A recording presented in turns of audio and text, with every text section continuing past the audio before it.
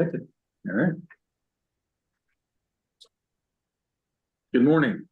I'm Dave Anderson, and I serve as chair for the Kansas Behavioral Sciences Regulatory Board. Today is Monday, July 28th, 2025, and I ask the members of the board to respond to a roll call to signify their presence at this open meeting that is being conducted in hybrid form with some individuals remote by conference call or other electronic medium, and some individuals present at the board's office. Jill Flessing. Present. Linda Heitzman Powell. Present. Mary Jones. Present. Jim Kilmartin. Present. Richard Nobles. Present. Andrea Perdomo Morales. Present. Cynthia Shandell. Present. Laura Shaughnessy. Present. David Stevens. Bless you. I do see David Stevens present. I note the following staff members are also present. David Fye here. Leslie Allen. Here. Cindy DeOracle. Here. Tim Resner, serving as legal counsel for the board, is also present. Here. Next, David Fye will read a message concerning this meeting being held remotely. Thank you, Dave. This is David Fye, Executive Director for the Behavioral Sciences Regulatory Board. Public comment allows the public to address the board about any concerns, but the Kansas Open Meeting Act does not require the board to provide public comment or answer questions from individuals. Individuals requesting to provide public comment could contact the Executive Director prior to the meeting by sending an email to david.fye@ks.gov. No time has been reserved for public comment, as no individual has requested time for public comment. Because we are conducting this public meeting in hybrid form, I state for the record the following information. Access to this meeting is being conducted by medium of interactive communication that allows members of the public without cost to attend the meeting through the use of the conference call or by viewing the board's YouTube channel. While the meeting is conducted in hybrid form, the requirements of the COMA are not suspended. As such, we will be conducting this meeting pursuant to the COMA. On June 23rd, 2025, we sent notice of the board meeting to all individuals who had requested notice of such meetings. The notice was also posted on the board's website, ksbsrb.ks.gov. You may obtain a copy of the notice at that website.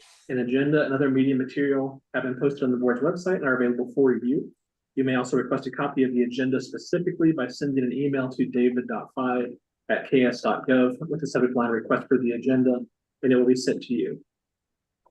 The notice contains information for the conference call and YouTube channel that allows the public to attend the meeting free of charge. The notice also states that if there are any technical issues during the meeting, you may send an email to bsrb@ks.gov. A recording of the meeting will be available on the BSRB YouTube channel following the conclusion of the meeting by using the link to the meeting on the agenda. And the conference call line is active. We did check it before we got started, and no one is currently on the line, but if someone beeps over and introduces themselves, I'll let you know. Thank you, Dave. The meeting is now called to order, and the board will begin its discussion of the first item on its agenda.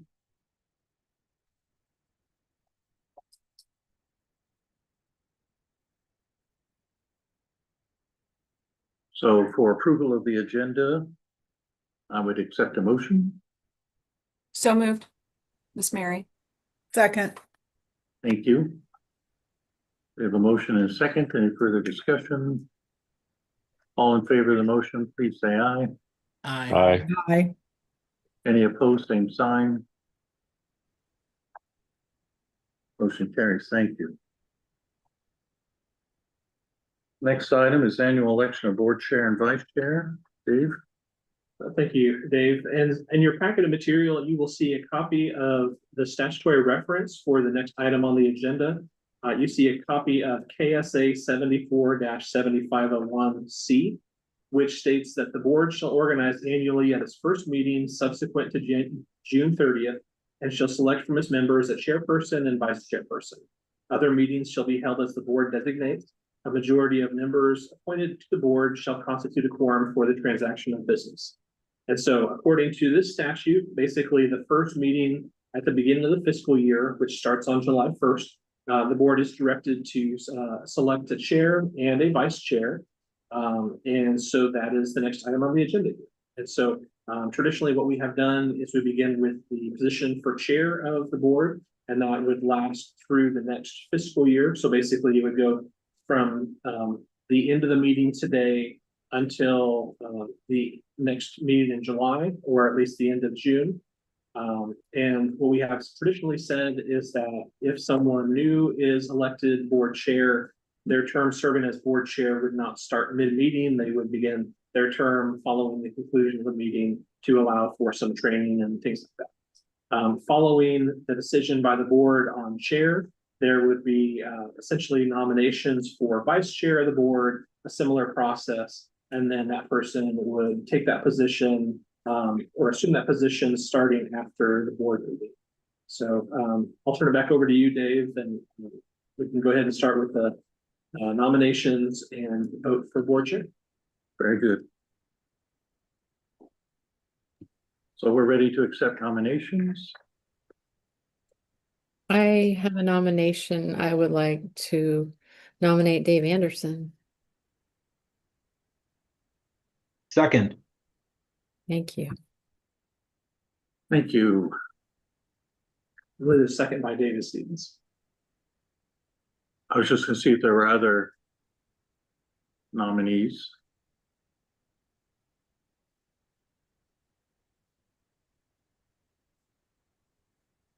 Doesn't look like it. Proceed with the vote then. That would be the cleanest way to do it. Okay. So we have a nomination. I'm happy to continue in my role as chair. All in favor, please say aye. Aye. Aye. Post same sign. Motion carries. Thank you. Now nominations for vice chair.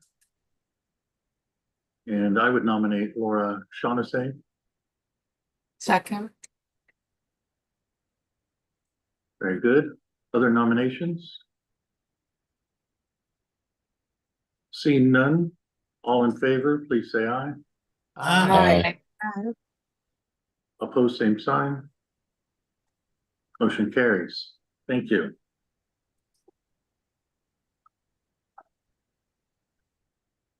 Next item is public comment. None? Correct. Nobody requested. Next, we have review and approval of the minutes from previous board meeting on May 12th, 2025. So everybody had an opportunity to review those? If so, I'd accept a motion to accept them as written unless there are any additions, changes, edits people want to make. So moved. I'll second. Thank you. The motion is second. All in favor, please say aye. Aye. Aye. Opposed, same sign. Motion carries. Thank you. That takes us to the executive director's report. Dave? Thank you, Dave. In your packet of material, you will see a sort of a bulleted list of some items there, including some operations updates, some legislative updates. And then I've tried to highlight a few items from some of the state level and also national associations we work with. And then some information there just sort of to give you an idea. I know you all as board members are generous with your time, but you all have other responsibilities. And so I try to put a fair amount of detail into these reports just so you see on a daily basis all the different groups that we meet with, the different meetings that we facilitate and that we try to have. So I won't go into detail on those items, but if you do have questions upon any of those meetings, let me know. I'll start with the operations update. So in terms of outreach, as I've been happy to see our YouTube channel grow since the time that we initially launched the channel. Our up-to-date information is that we have broadcast 208 board meetings and advisory committee meetings over the last 5 years almost. Those have been viewed a total of 11,512 times. So their numbers do continue to climb, and they are climbing faster than they did at the beginning. So I think we have somewhere around 130 to 140 subscribers, which get notification whenever we do have new meetings scheduled. So I feel like that's a good sign that people are really interested in the work of the board and appreciate the transparency and the availability of these types of meetings for people to follow along. In terms of another outreach item, you all are familiar that we had done a series of surveys to our licensees this year. we had surveyed 6 of the professions, and we just closed the surveys on the 7th profession, and that was for social work. In total, we had a goal of trying to have social workers surveyed, about 2,000 social workers. So that would follow along about the same percentage that the other individuals had responded to the survey. And when we closed the survey, I'm happy to report we did have 2,000 people complete the survey between all 3 levels of the social work license that we have, new licenses that we are issuing. Mary, I saw that your hand was raised. Did you have a question on that item or something else? Okay. It's like, Sorry. yeah. Okay. Well, I'm really, really pleased with the survey information. As we said earlier, one of the reasons we didn't initially survey the social workers is because our surveys for the other professions were based on 2 recent surveys of social workers. So we didn't want to do 2 frequent surveys, but it was really good information that we got for the other 6 professions. And we wanted to do an analysis across all 7 professions. So we followed up with the social workers, and we do have quite a bit of information. So I've already had my staff start to be reviewing and analyzing that information, and we'll continue to work on that, but we'll talk about that a little bit later in the meeting. In terms of updates on revenues and expenditures, I got this information right before the board meeting, so I can tell you up-to-date information here. We started the fiscal year with a cash balance of about 1.9 million in our one fund, the BSRB fee fund. At the end of the year, the cash balance was 1,818,000. However, expenditures for the year were about 1.1 million. Revenue was about 964,000. So based on those numbers, our balance should have gone down about 150,000. And so one of the reasons why it didn't go down as steep as it may have is because I noticed on the fiscal report that I received, we received about 120,000 in prior fiscal year revenue. And so that basically pushed our number up a little bit in terms of our ending cash balance.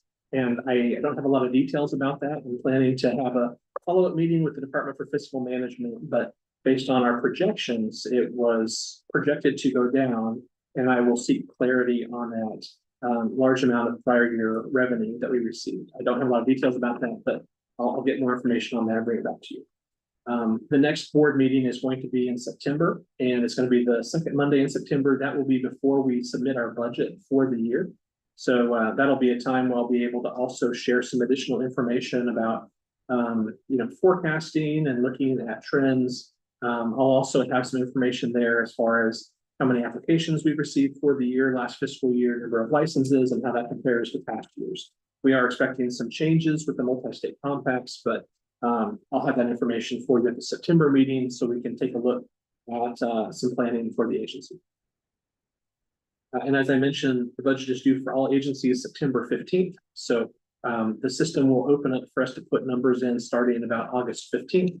So if I am a little less available during that month, I will get back to people, but that'll be a lot of work that I'll be doing, trying to put in information for the budget, and I'll be able to provide information to you on the proposed budget. And then if you want to make any changes to that at the September board meeting, we can take care of that before I submit the numbers officially. Next item, transition to the Acela licensing system. So we have been trying to give you updates as we go through that process. The board did vote to move our licensing system from the traditional system that we've been using for the last few years, My License Office and Inlay, moving over to a new enterprise licensing system through the state through a company called Acela. We have spent about the last 6 months working with representatives from the Office of Information Technology Services. They have gone through all of our forms, tried to look at all of our existing processes so that they can capture those within the system when they convert us over to Acela. One of the things that we have developed over the years is as problems or new opportunities have arisen as an agency, we have come up with individual solutions, but they have not been all integrated in a way in which they tie together. The hope is moving to this new system will definitely allow people to apply for a license electronically, which is something we've had a goal for a while, but also they'll be able to make payments and do everything as one smooth process. And so we're looking forward to that, but we're still probably about a year to a year and a half away from when that will go live after we've been able to test out the system. But we're right on track. And then the last operations update, 2025 board out of town planning meeting. That will be in Manhattan. It will be Monday, September 29th. Board members will have the opportunity to stay in Manhattan the evening before on Sunday, September 28th. So we have secured a facility for that. It will be at the Courtyard by Marriott in Manhattan. They have a conference room that we'll be able to use there, and it should be a nice place for the board to meet. That meeting will be open to the public. We don't have a firm date now to where we need board members to tell us for sure if you will need a room or not, but we will get that deadline date and then we'll follow up with all of you. And if you would like a room before the meeting, that would make perfect sense. Just let us know, but we'll give more information about the deadline for that here in the near future.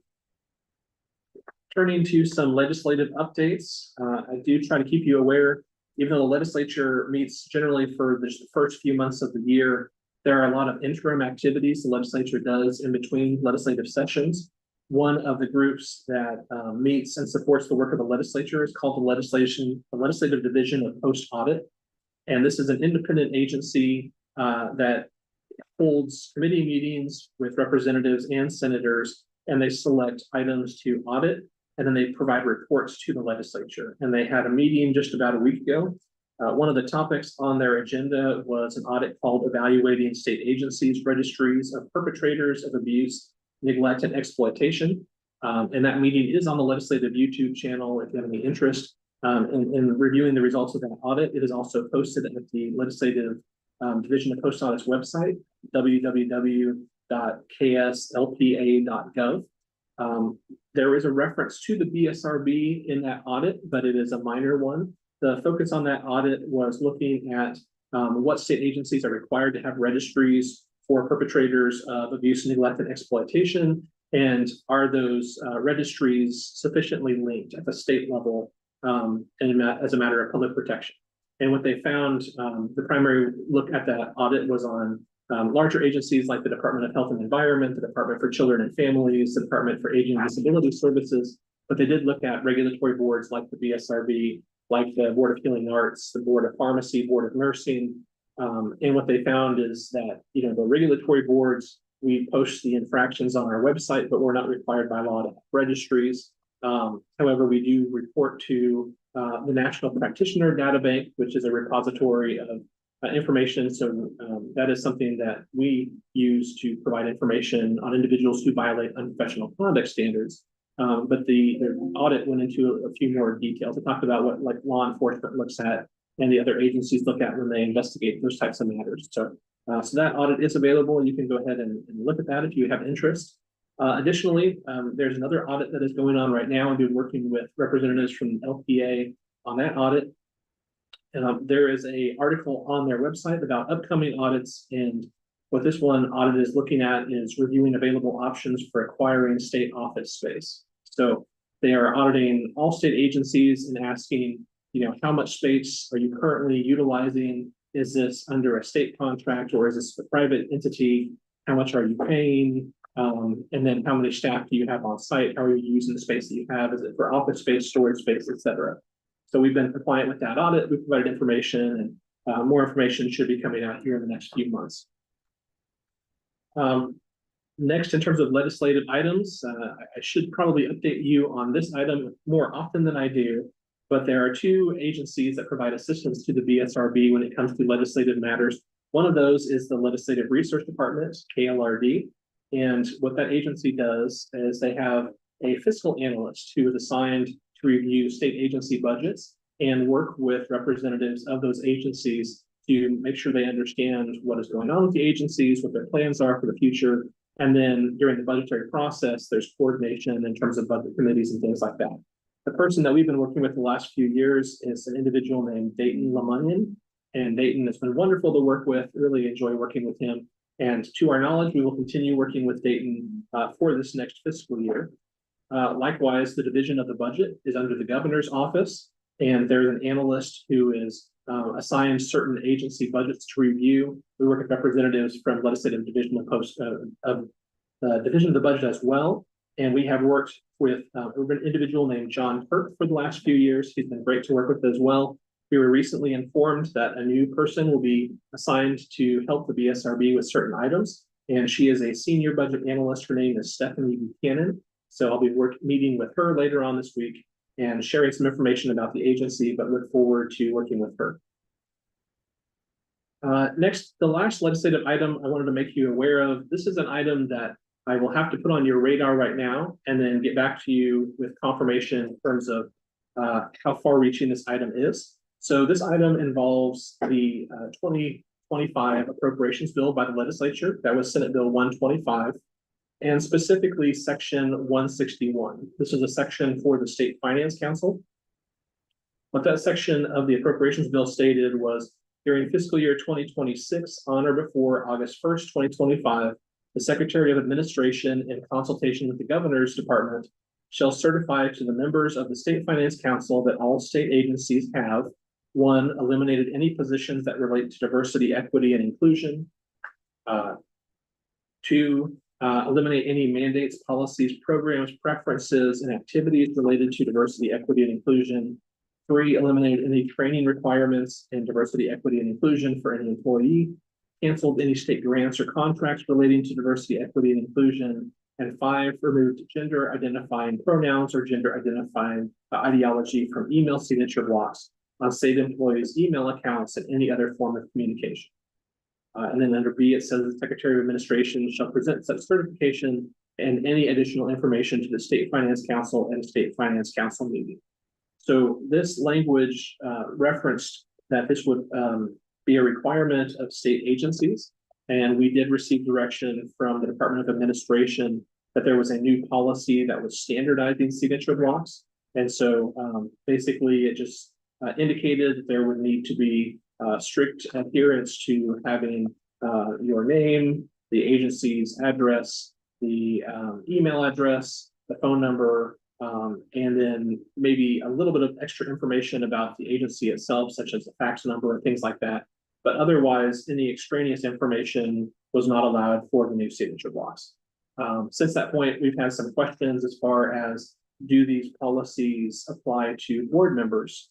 And on one sense, you know, our plain reading of state employees, we understand clearly that would apply to BSRB staff, but we also understand that you as board members are sometimes under the umbrella of the agency in terms of being users. For example, you all undergo the yearly security awareness training from the state, and you have other responsibilities in your role as board members. So we are trying to clarify that for you. I will seek information on that and let you know this week. So that way you have a clear understanding if it's expected this will apply to board members. But I think for some of us that are smaller agencies that work with a lot of individuals outside of the traditional state employees, this is a question that at least right now is unresolved for us. But we will look into this and we will get you a clear interpretation of it and get back to you sometime in the near future. Turning next to some of the meetings for the different associations, I want to let you know I've been serving as an appointed member of the Bylaw Revision Task Force for the Association of State and Provincial Psychology Boards, which is the National Psychology Association that we work with. Happy to be on the committee. We've put in a lot of work in terms of updating those bylaws for that association. And there was actually a listening session just recently with changes to that. And so we received some positive feedback from individuals and a couple of questions. So we will continue to meet, I think, 1 or 2 more times, and then we will submit a draft version of those bylaws for that association to consider at its annual meeting. I'm also serving as member of the research committee. And then for the Association of Social Work Boards, I continue to serve as a member of the Finance Committee. For the American Association of State Counseling Boards, I serve as the treasurer for the AASCB board. And then for the Association of Marriage and Family Regulatory Boards, I serve as a member of the Elections Committee appointee. As I mentioned before, I'm not going to touch upon all the different meetings there, but I did want to highlight a few items at the end of my report. Upcoming meetings of note, there are 3 meetings, and just kind of wanted to call to your attention. In my role as a appointed member of the Finance Committee for ASWB, I will be attending a meeting and workshop with them in August. for a few days. In terms of my role with the American Association of Marriage and Family Therapy Regulatory Boards, I will be attending their annual meeting, which is coming up. I'll be attending, I believe, with board member Mary Jones. She and I attended this national conference for the last couple of years, and it's a really good opportunity for us to learn from what other states are doing and also provide input and help other state regulatory boards. Also, that conference has partnered with a group called the Council on Licensure Enforcement and Regulation, CLEAR. And what CLEAR does is it facilitates a lot of best practices and training for regulatory boards. And I made the decision this year that I would like several members of my staff to attend some trainings from CLEAR. Two of the individuals that have not been able to attend a training for several years have been our investigators. And as I'm looking into a lot of our policies here at the agency, one thing that has occurred to me is that while we do our best with our current policies on investigations and disciplinary processes, and while I do ask other agencies for their input and try to learn from them, I really think it's beneficial for our investigators to receive training from a group like CLEAR. And so I think this will be a great opportunity for them both to receive official training, and we can really learn what are the best practices out there. And are we adhering to best practices? Are there things that we can do more efficiently? Are there things that we can learn and bring those back to Kansas? And so that's an opportunity for both of them. And then also Leslie Allen and myself and my assistant will be also receiving training at that CLEAR conference. There's a couple different tracks that deal with licensure and guidance and governmental regulation in that regard. So I think this will be a really beneficial task. This is something a little bit new for some of the employees. We haven't been able to do trainings like this outside of the state, but I think it's really beneficial, and I think it's a good idea. And so I wanted to bring it to your attention so you would know why we'll have some members attending the CLEAR conference this year. And then last, there's also a conference for NADAC, and this has to do with national drug and alcohol use. And we have 7 professions the board regulates. And for these 7 professions, we do try to make sure that we're following the national trends, make sure that we are adhering to the practices that are being outlined in different areas. And when we have national associations by which we are a member, we try to go to these conferences, represent the state, and add value and bring back information to all of you. One area that I have honestly felt a little guilty about the last few years has been addiction counseling, because it seems like there has been a little bit of a lack of standardization between different states. And I've wanted us to play more of a role on a national level in terms of learning what are the trends, what can we learn from, how can we evaluate our current requirements and compare them to other states. And there really hasn't been a great conference for regulatory boards for addiction counseling, but in doing some research, it appears that the best one for us to learn from would be this NADAC conference. And so I've talked to board member Jill Flessing, the addiction counselor on the board, and I think it'd be beneficial that she and I go to this, learn about the national trends in addiction counseling, and bring that information back to the board. This is something that we've kind of taken steps in other directions the last few years. Linda Heitzman Powell and I have been able to go to a conference for behavior analysts, and I think that's been beneficial to connect other regulators to that profession. And for the other professions, there is at least a national association, or for master's level psychology, there's a state level association that I've been able to attend and talk to some of their members from time to time at their conferences. So I think this is a logical step forward, but I wanted to bring it to your attention since it is a little bit of a shift. With that, I will go ahead and end my report and see if you have any questions over any of the items I discussed or any other. Thanks, Dave. Any questions from the board?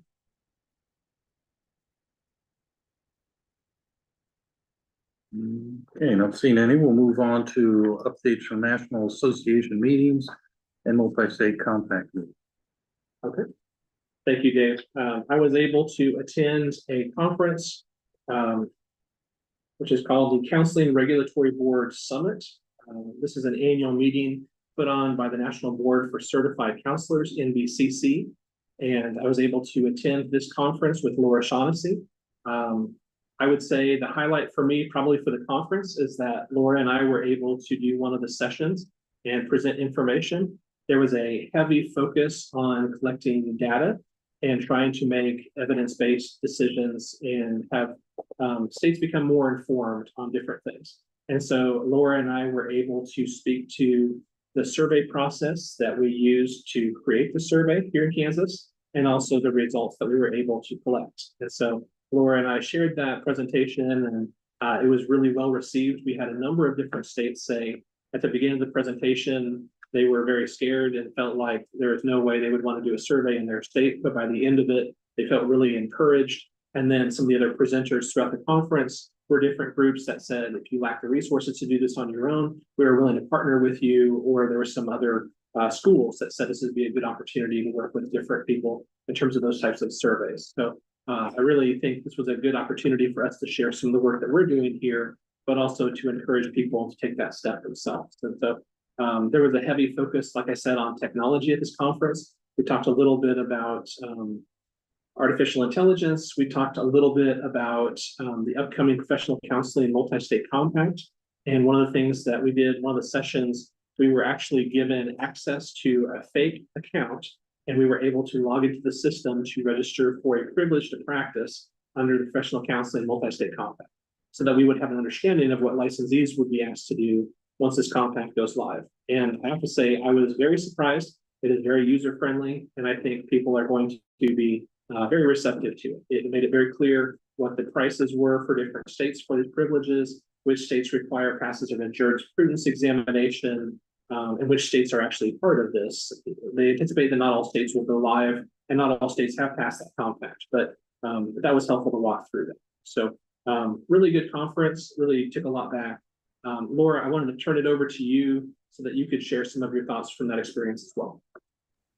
Thanks, Dave. You did a great job covering what I consider the highlights. Also, another highlight was watching folks walk up to David Fye and listening to them say, I never wanted to do a survey, but now I think I'm interested. And I mean, he really did shift the mindset to it's not just an opportunity to hear all the things that you're frustrated with. Of course, some of that's going to happen, but it's an opportunity to really learn, to take a pulse on the folks that you serve. I think we brought 6 copies of our survey, and they were gone before we got back to our table. People wanted to see them. 3 or 4 people said that they were going to reach out directly to David Fye about the, questions about creating a survey. So that was it was just great to see the energy that he brought and the mindset change around it from the other folks there.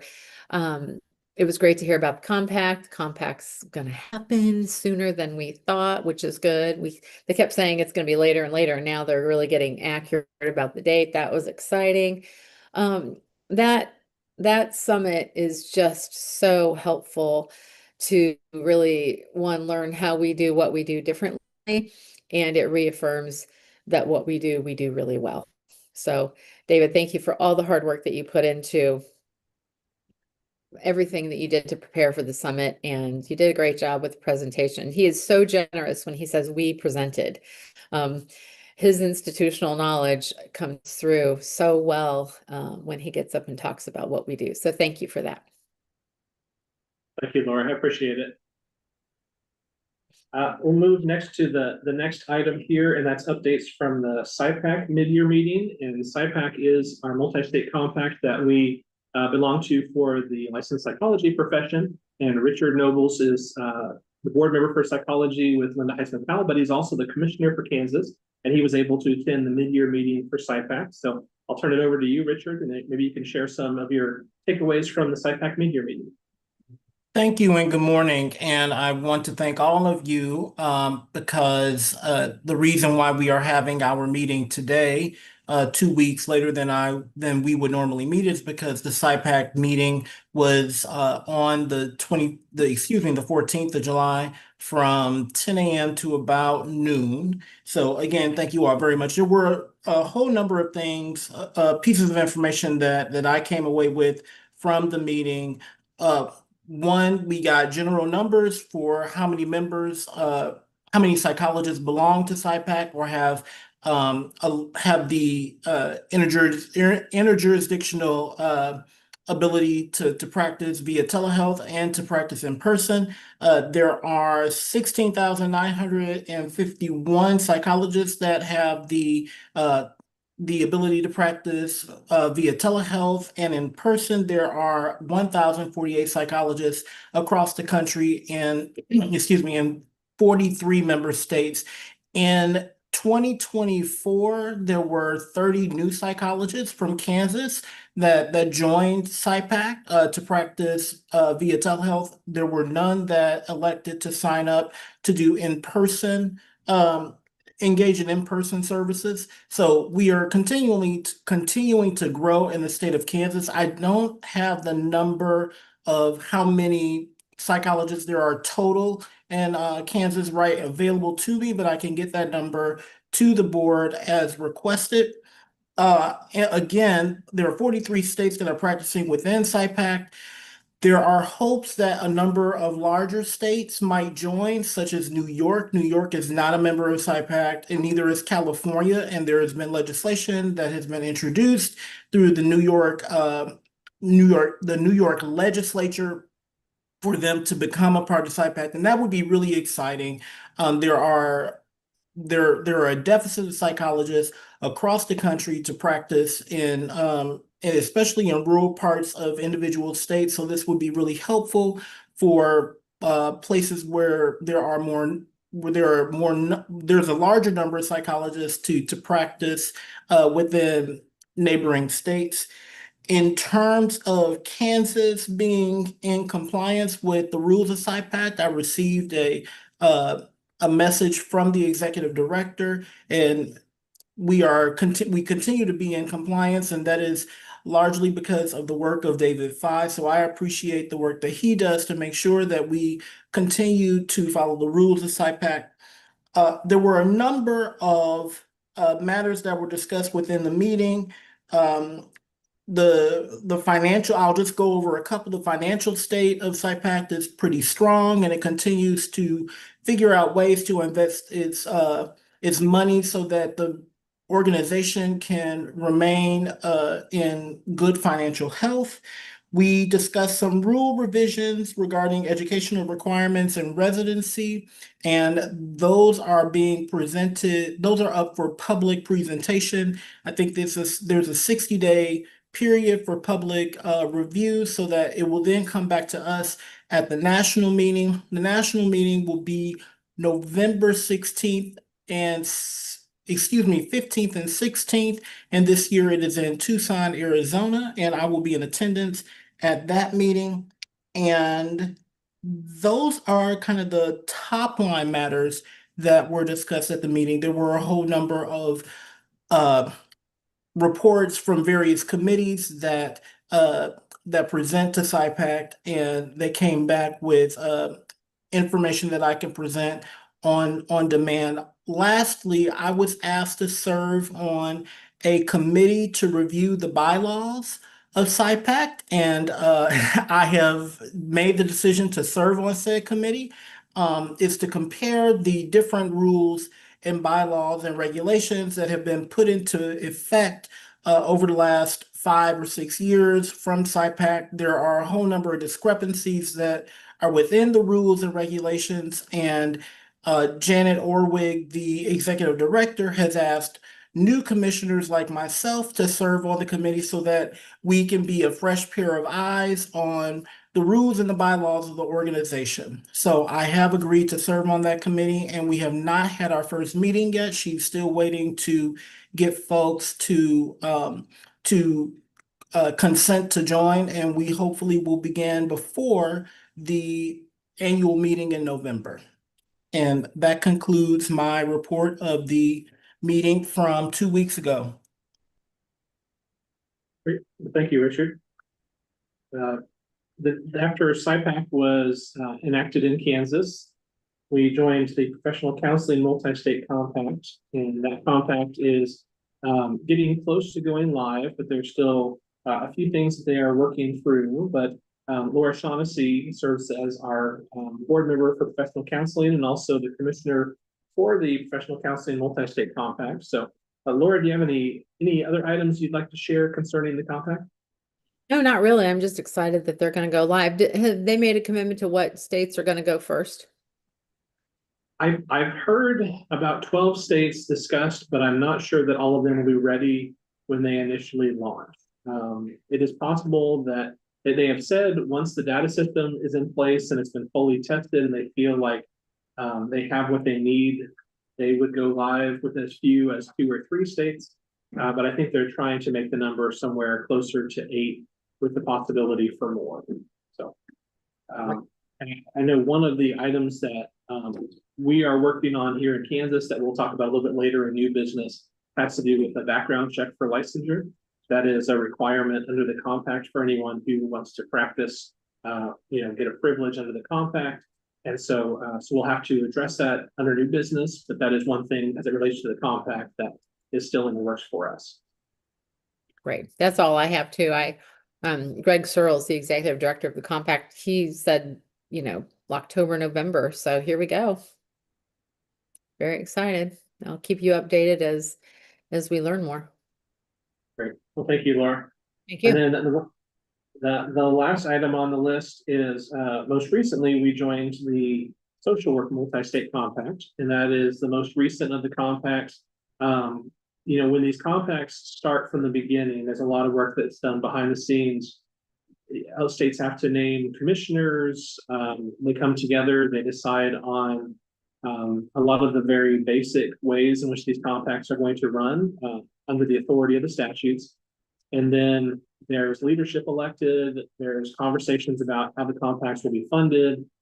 There's a conversation usually about a data system and how that is going to be chosen. And then once it's chosen, all the work that's done to build the data system to the specificity of the compacts. And so the Social Work Multi-State Compact, I serve as the commissioner for the Social Work Compact, and we have met several times as committees, and we've met a couple times as the full commission. I serve as a member of the Finance Committee for the Social Work Multi-State Compact and also on the Rules Committee.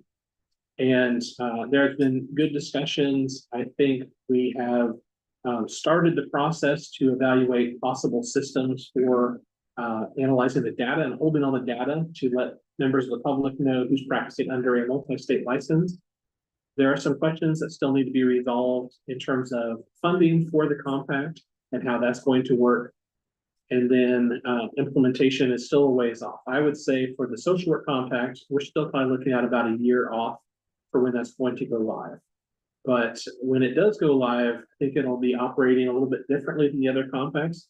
It'll be closer to the nursing compact if you've been tracking that. So there will be a multi-state license, and individuals will be able to get a multi-state license from their home state if they wish to practice in other compact states. But there's still a little bit of work to be done behind the scenes, and I will keep you updated as those committee meetings go along.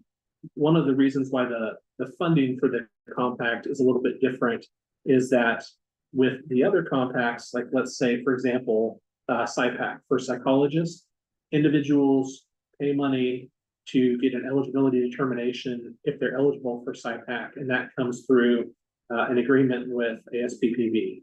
And then they pay the SIPAC commission directly, and that funding goes towards their operations. For the professional counseling multi-state compact, what they have chosen to do is at the time they issue a privilege, they will keep a fee for their operations and then use the state privilege amount and charge that at the same time. So they will be retaining a certain amount for their operations. For the Social Work Multi-State Compact, at the moment, there is no clear way for the long-term funding of the Social Work Compact to be reached. Now, what they might determine is they might say, if you issue a multi-state license, you will need to also charge a fee for compact operations, and then we would need to send that to the compact. That's possible. For the nursing compact, what they have done at times is to charge a flat fee to any states that are part of the compact. I think it was between $4,000 and $6,000 per state.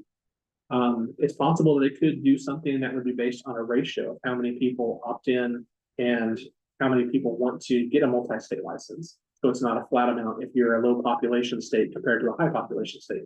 There's just different questions that are unresolved, but once those are resolved, they can start moving forward and figure out some of their staffing needs to. A lot of the compacts hire an executive director. Some of them also hire additional staff. It just kind of depends on how much work that compact is going to be doing once it's all established. So we'll keep you informed about all the compacts. And but that's the conclusion. I just wanted to kind of add this to the agenda today to give you an update on where those compacts are at. SIPAC seems to be going well. Professional counseling is very close to going live, and social work is still about a year away, but it is right on schedule in terms of the benchmarks from the other compacts. Thank you, Dave. Any questions from the board?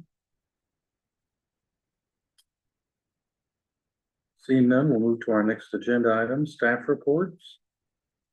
And so Leslie and I wanted to bring a couple items to your attention. Before we do, we have included our traditional chart of licensees under the BSRB. And so you can see the trends from licensees. We are coming up, well, now I guess we have had a full 10 years from July of 2015 to July of 2025.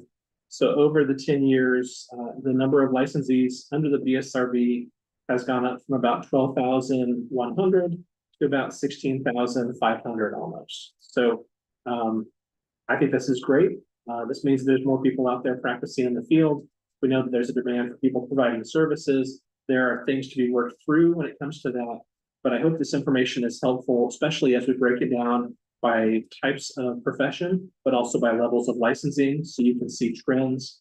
Definitely the trend is that for the levels, the professions that have tiered licensure, there has been a shift where people are staying in school longer and getting more advanced degrees. And so you can see the people with bachelor's level social work is decreasing, but the number of people with master's level social work is increasing, and the number of clinical social workers has really jumped from about 2,000 10 years ago to about 3,300. And when it comes to the other professions like professional counseling, the clinical professional counselors 10 years ago were at 500. Now clinical professional counselors are 1,500, almost 1,600. So that number has tripled. So there have been other changes by level of license. Some of the professions were not all licensed back 10 years ago, like the behavior analyst. But I think this is good information as we continue to try to be helpful in the state's conversation on workforce. So I want to provide this information to you so you can continue to track those numbers. But then there were two items, like I said, that Leslie and I wanted to bring to you today. Leslie is working to try to sync up some of the information on our applications for licensure between the different professions. And some of these applications have had some different questions from time to time. So I'll turn it over to Leslie and she can kind of explain what she wants to do with the applications. And as long as there's no issues, we'll move forward. But we want to bring this to your attention in case you get questions from members of the public or you have questions yourself. So as we get ready to move to our new database, I thought it was a good idea to make sure everything was uniform. The questions on the applications have been added to and taken away, as things have changed. And so I'm looking through them all and trying to make them all the same, except for behavior analysts. All of the reasons you can deny, limit, suspend, etc., are the same for all professions. So I felt like, the questions should be similar. And some of them just have other things that were there that I inherited. I don't know why, but they do. So as we work toward them, unless there's something we find that is specific to a profession, we're going to try to have them all the same. And then the other item we wanted to bring to your attention. So currently right now, when individuals go to renew their license, we audit 10% of those individuals to make sure that they are in compliance with the continuing education requirements from the board. And in our license verification portal, it states basically a few months before your application expires, you are put into a status that says active-renewal pending. And what we have done is that when people were selected for audit, we have held them in that audit or that active/renewal pending status while we are resolving their audits. But sometimes resolving their audits can take some time. And if they're non-responsive, sometimes those lead to disciplinary complaints initiated by the board, which go to the complaint review committee. So by the time the audit is fully worked through, they are in that unusual status of active renewal pending until everything is resolved with their audit. And in talking through this, it appears that what the person is actually doing is they are renewing their license, and then we are selecting them for audit essentially after they have renewed.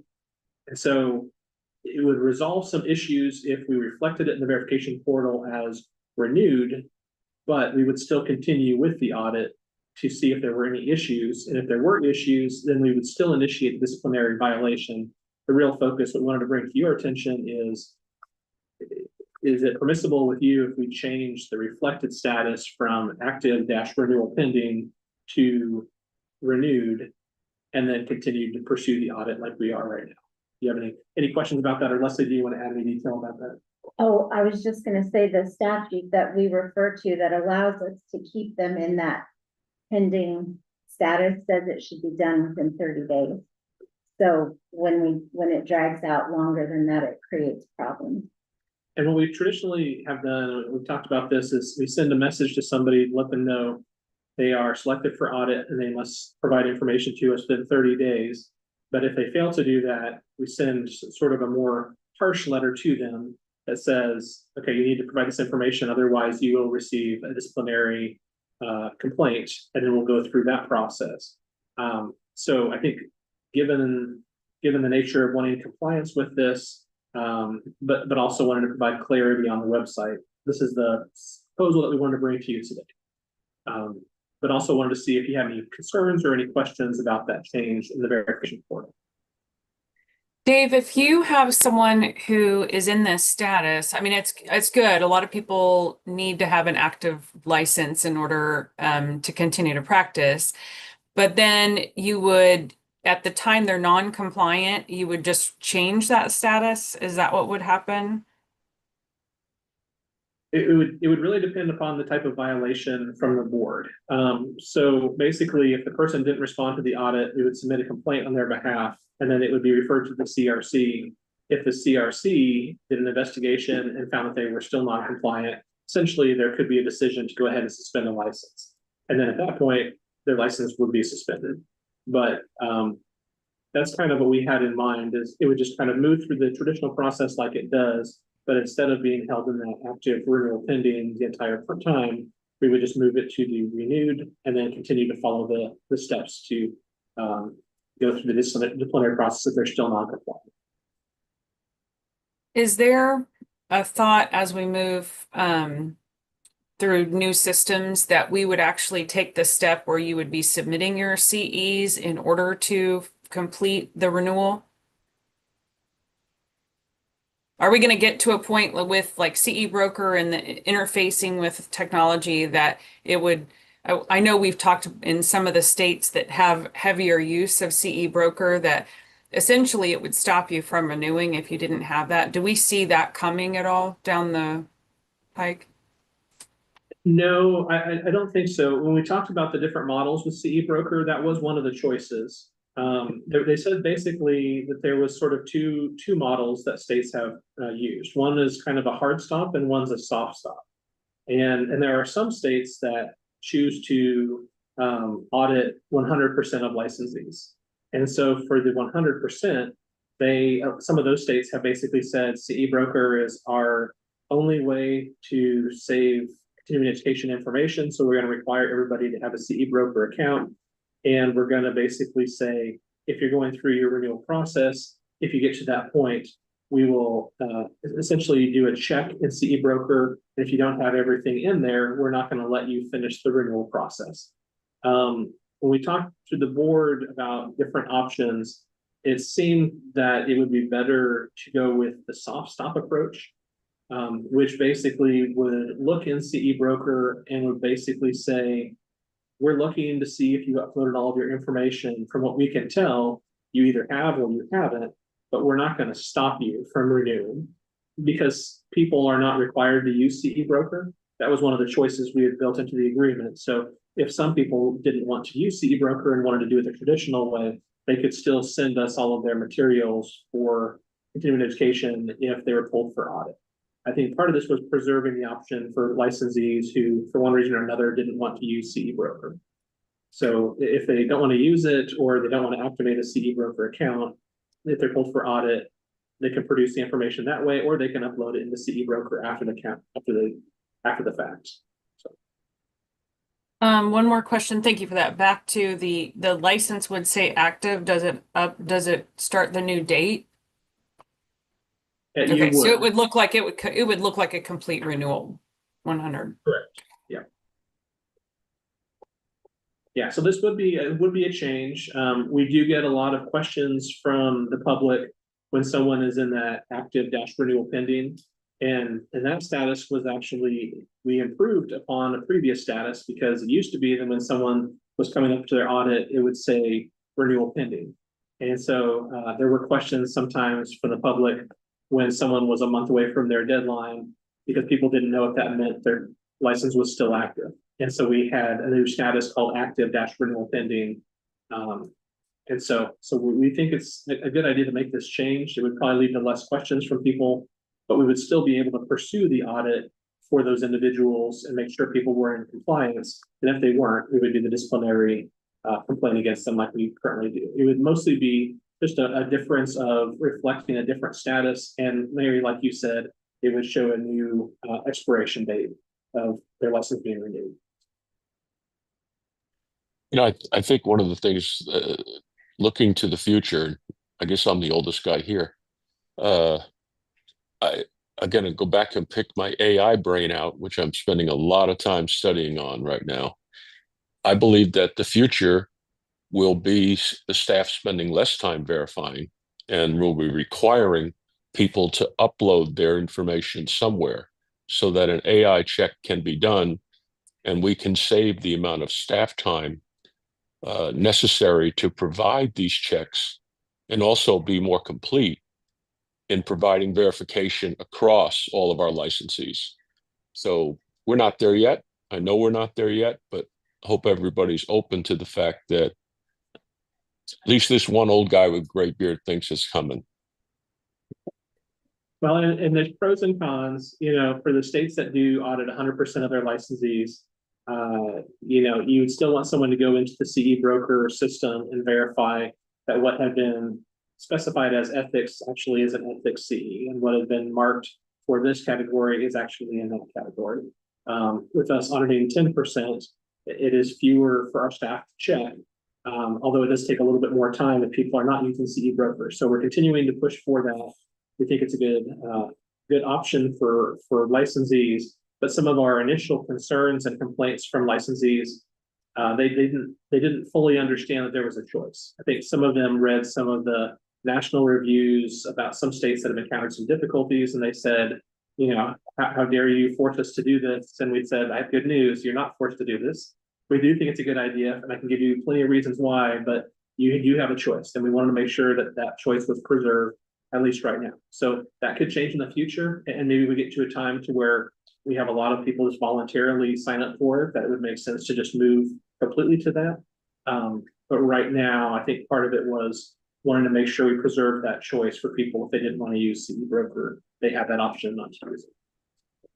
Dave, I would just reflect that I recently renewed, and I used CE Broker to upload my CEs, and there were a couple that they didn't actually, they weren't set up to categorize appropriately for Kansas regs. For example, I had a couple that had ethics in the title of the workshop, but they weren't giving me ethics credit for it.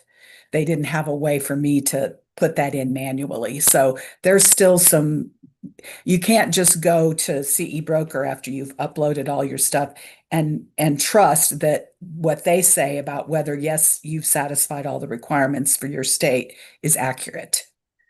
So that's something we need to follow up with them on.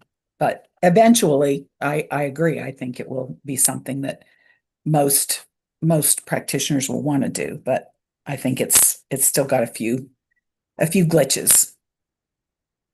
Well, thank you for the feedback, Cynthia. And we've started meeting with representatives from CE Broker to kind of work through some of the logistics now that we've had about 6 months of all agencies, or all the professions being under the CE broker system. So, we will look into that. Dave, I have a question. Oh, did I cut someone off? No, it's okay. Go ahead. Out of curiosity, do you have a sense of how many states audit 100% of their licensees, and if any of those states are our neighboring states like a Colorado or Missouri? I know Missouri does. Missouri For all Missouri professions? does 100%. For which profession, Cindy? That's a good question. I just know the ones that I have, I did not think about that. I just talked to their investigators, and so I have had conversations with them. And so I don't know what would be excluded. Psychologists in Missouri, I think it's a 10% audit for. So it must be for social, us. must be social workers and professional counselors who see, they have the same, the investigators are for the state, not for the professions. And they send out the investigators to all the professions and all of the other agencies that they investigate. So I should have stopped and thought about that before I thought about the professions. No, it's true. There's at least one profession, if not more, in Missouri that require 100%. I'm not sure how many of the professions do in Missouri. In terms of our other surrounding states or the other states, I don't know how many or the ratio that require 100% versus do a selection, but I'll put that out on the listservs that we use for the associations and see what information I can get back. I can bring that back to you next time. Okay, thank you. Any other questions? Yeah, just back to Leslie and the standardization of application questions. Do you want to bring that to the Behavior Analyst Advisory Committee and see if there's any possibility of bringing it more in line with what the other professions are? You mean the statute? Yeah, you were talking about standardizing application questions? Right. Yeah. Yeah. So the problem is with behavior analysts, the statute is different for reasons you can deny, limit, suspend, or revoke a license. So it would require a statute change. And the reason it's important is because the questions on the form reflect what we have legal authority to take action for. So I think it would be good to have yours put in the same law, but until then, I don't think we can make them the same. Okay. So Dave, do you want us to vote on making this change or is consensus? I think as long as there's no objections, we'll just go ahead and make these changes, but just want to bring them to your attention. Very good.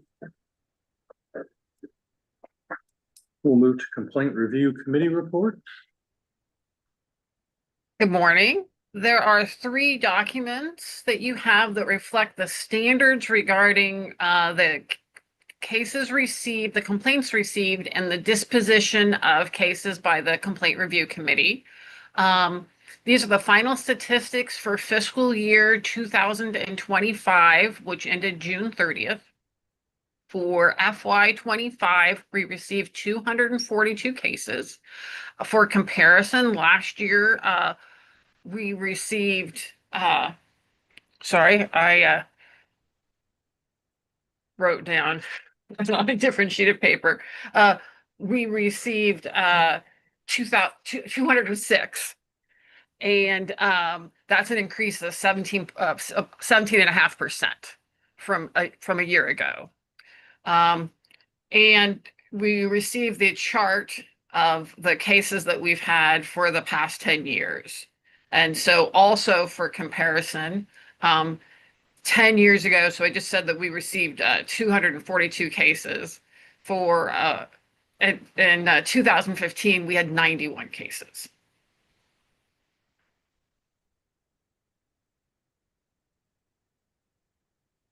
Yeah, and I feel like I'll add on this too, our investigators do incredible work.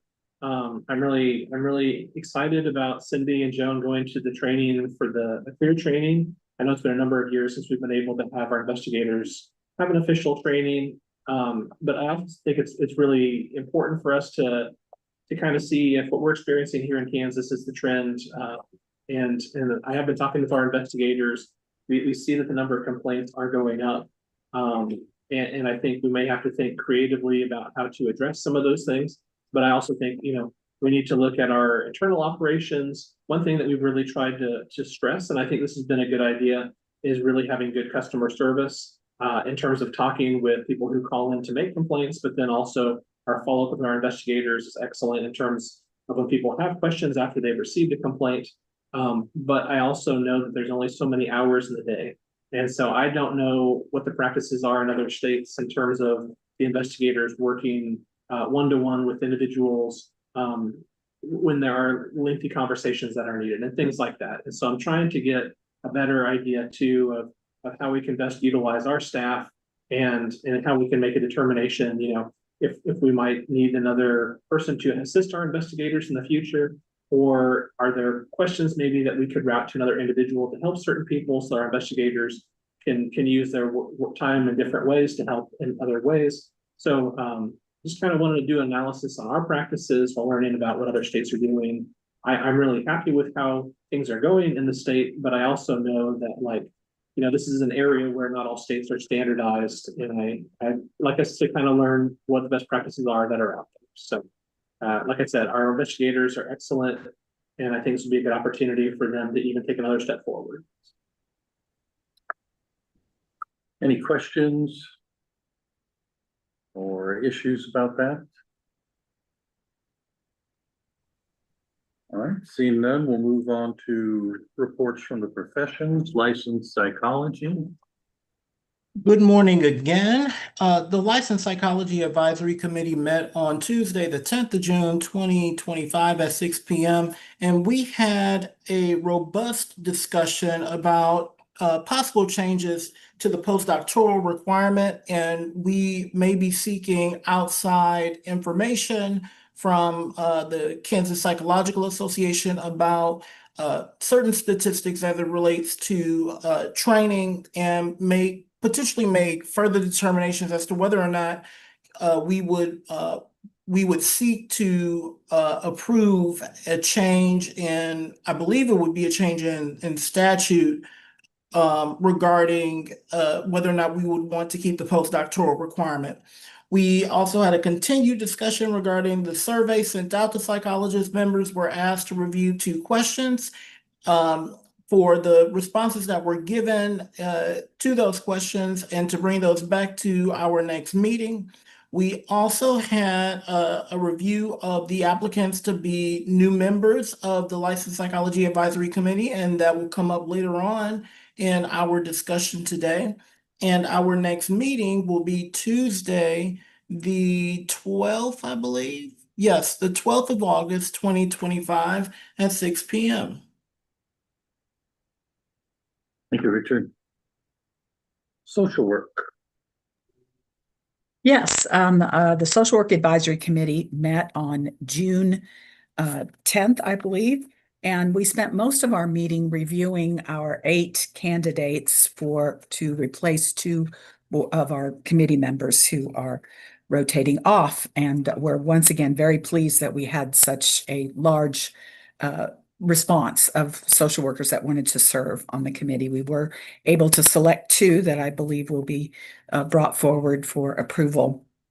We also started looking at the final draft of our guidelines for clinical social work supervision. This has been something we've been working on for more than a year, and hopefully at our next meeting, we'll be able to give final approval for that after some further review.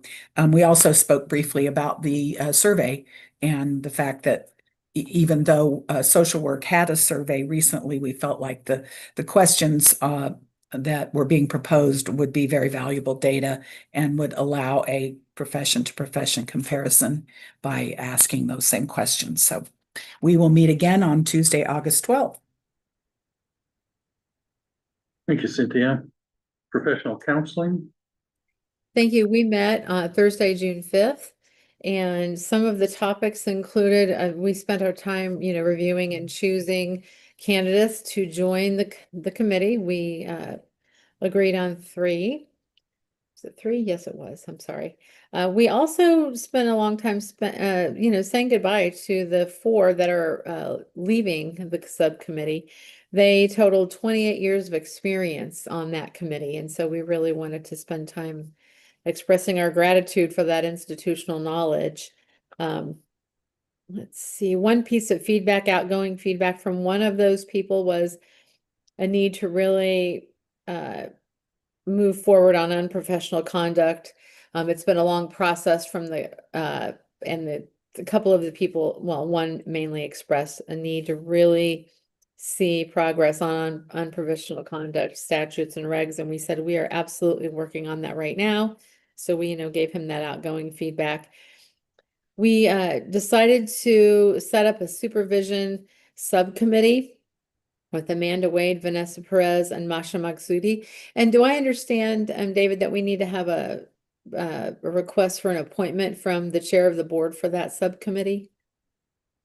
Usually requests for subcommittees are brought to the board, so that can be something, as long as the board has no objection to it, that could be by consensus, but usually the subcommittees are authorized by the board. So should I do that now? Ask Dave Anderson for that appointment? I think that would be a good idea. Yeah. Okay, Dave. We would like to create a supervision subcommittee with Amanda Wade, Vanessa Perez, and Masha Magsudi. They all agreed to do that, and upon your approval, we would start that process. Did you say approval of the board or the chair? Usually the approval of the board, but I think it can be a consensus of the board as long as there's no objections. So Any do- objections from the members of the board? Seems like a great idea. Please proceed. Thank you. I'm sorry to spring that on you last minute. It was just, in my notes, I realized that I should have put that on the agenda, so I apologize that I did not.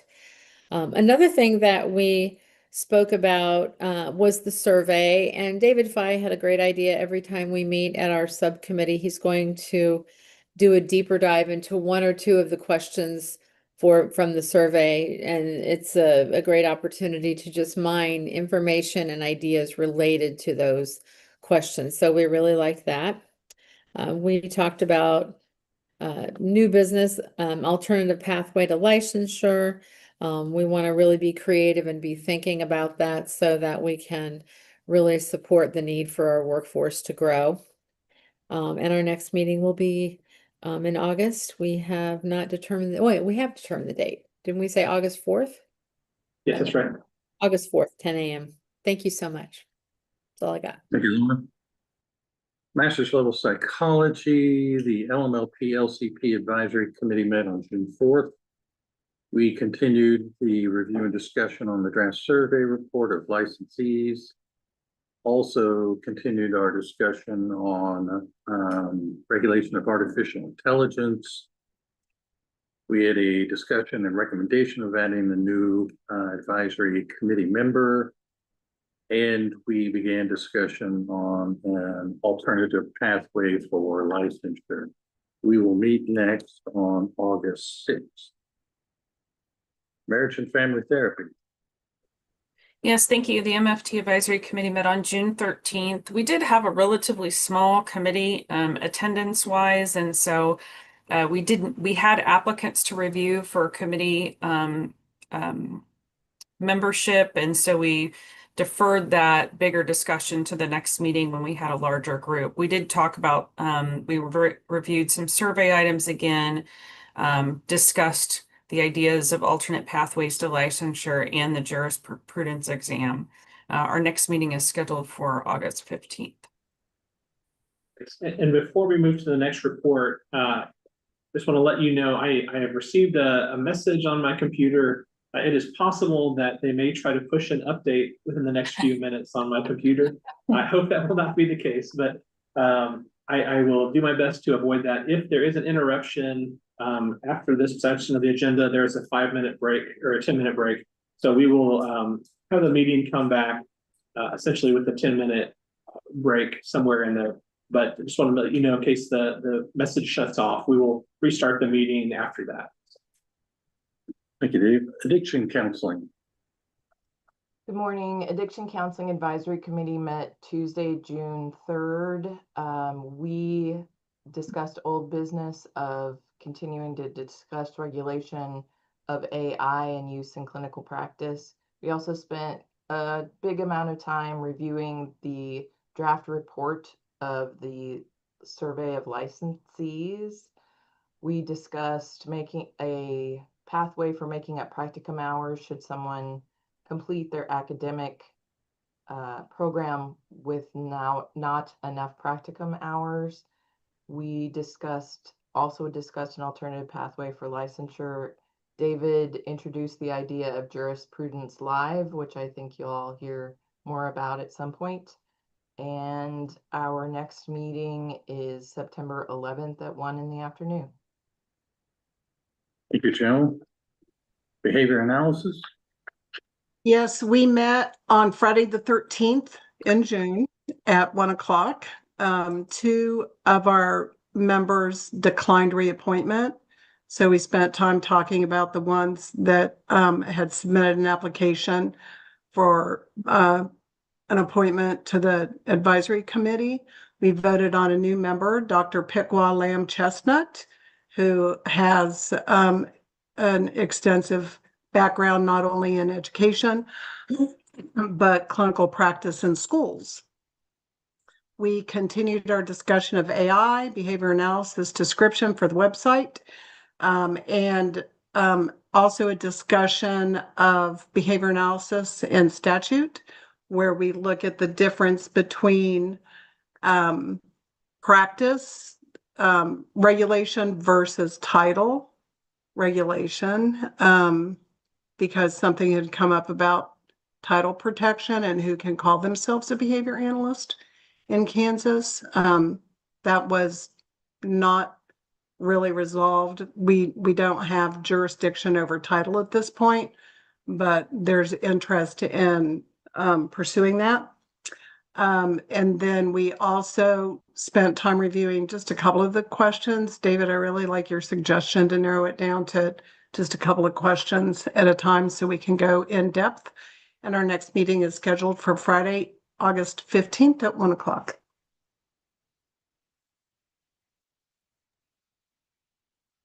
That's it. Laura, it looks like we lost Dave Fye and Dave Anderson. I suppose you're the acting chair now to move us into our break. All righty then. Well, we will recess. Oh, can you hear me? Yes. Yes. You just can't see me. What on earth? Yeah, what on earth? What happened? Okay, let's recess for a break. I'll email him. Actually, I'll call him and tell him we'll be back in 15 minutes. So Okay. let's 11:35. Thank you. Thanks.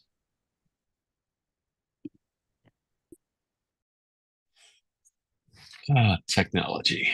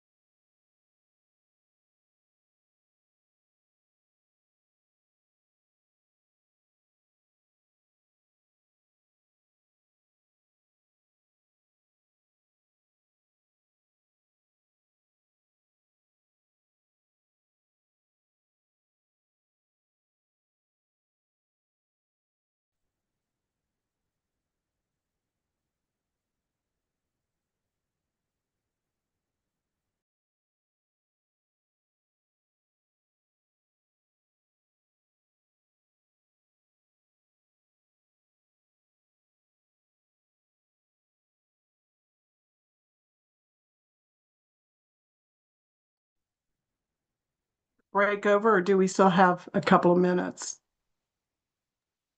You still have a couple minutes. We'll come back at 11:35. 11:35, thanks.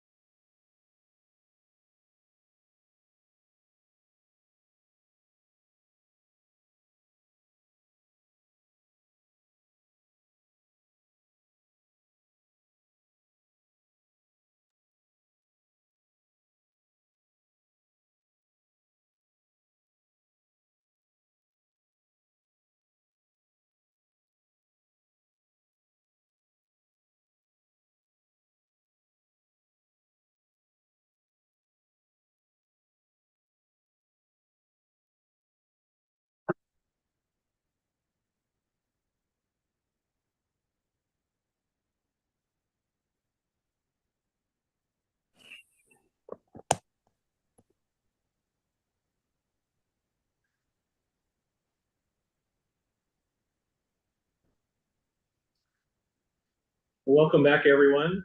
Sorry about the issue with the technology, but I think we're in good shape now. So, Good deal. You had perfect timing with that, David Fye. We took a break. I agree. Couldn't have planned it better. well, it sounded like you were able to finish the report from the Behavior Analyst Advisory Committee before the break started. So I think probably we can go to the next item for the old business. All right. Continued discussion on possible changes to regulation. All right. So in your packet of material, you should have a copy of the unprofessional conduct regulations for all 7 professions. As you may recall, each of the advisory committees had reviewed these, made recommendations on changes. These were forwarded back to the board. Board staff put these together in a way to try to take similar items, or as much as possible the same items, and list them side by side so that you could see the language. And as much as possible, there was an interest by the board in having consistent languages across profession, as long as that made sense, given the uniquenesses of the profession. So at the last meeting, we had asked board members to review items 22 through 30. And I thought we could get through those items and then see if there's consensus on language. Also in your packet on the far right column, that is essentially suggested language by members of the BSRB staff. And as we walk through this, I also had legal counsel for the board, Tim Resner, reviewed these, and I think his comments are helpful if he would like to weigh in on any of these items. But I have thoughts as well. But we could probably start with looking at each item, go item by item here. And if we could maybe take about 25 minutes today, and then we can see how many of these we can get through. And so starting with item number 22, item 22 is on 2 different items. The first is dual relationships, and the second is really undue influence. And for some of these professions, it groups them together in the same item. For other professions, it lists those out as separate items. And as you look across the crosswalk here, I do think it would be helpful to go ahead and have a separate item, one for undue influence and the other for dual relationships. Additionally, some of the professions mention student and some do not. And so I think what I would recommend for you all is that in the consensus language for this, that there is the student term should be added for all the professions, so that when you come down to engaging in a dual relationship with the client, supervisee, or student, or undue influence, if student is not mentioned, that it is mentioned across the board for those 2 different items. There's also some of the professions that include language about imposing one's personal values, spiritual beliefs, or lifestyle on a client, student, or supervisee. Not all of the regulations mention that language, but I do think that would be helpful language to include across the board for all the professions. So I would recommend that language be included as well.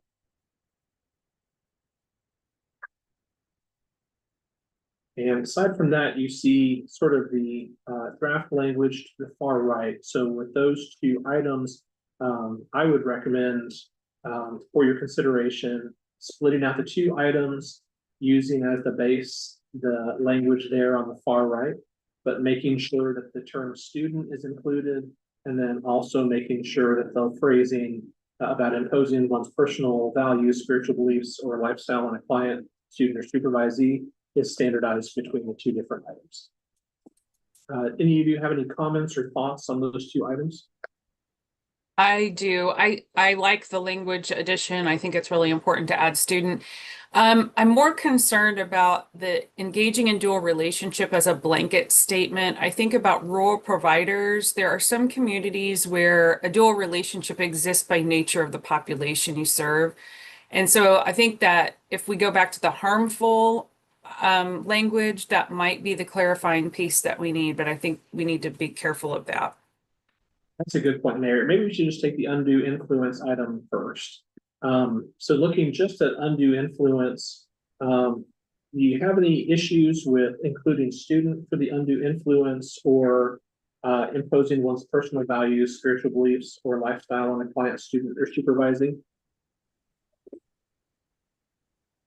Dave, a question on the last point. Are you referencing the definition regulation to input that third category imposing? Yes. Mhm. Okay. Yeah, in my review, I think behavioral analysts and addiction counselors had that third category in the definition of undue influence, and the remainder did not. And so that would standardize it across the various disciplines. Isn't there, you need to be in the first sentence too? Or honors. Client supervising directly or student. Yeah, and I think Leslie brought up a point. Sometimes individuals are under supervision and sometimes they're under direction. And we've been trying to specify that a little more clearly. So would any of you have any objection if we included the term directee in there as well? I like it. Okay. Well, it looks like, Richard, go ahead. Where is the language for the imposition of personal beliefs? So, and I believe this was a definition of the term undue influence. Tim, is that correct in terms of? Yes. Yeah. So both undue influence and dual relationship, some disciplines have the term harmful dual relationship. That term is defined in the definitional regulation. So it's not in the unprofessional conduct regulation. But when we're analyzing that issue, we go then to the definition because that essentially provides the standard for what constitutes undue influence or a dual relationship. And so then we work through the analysis from the definitional regulations. And so what Dave is referencing is to standardize the definition of undue influence across the various disciplines by adding that third category. I think 2 of the 7 currently have the third category, and the suggestion is to add it to the other 5 to provide that uniformity. Okay. And yeah, I would be in favor of applying the suggested language to the regulations for psychologists.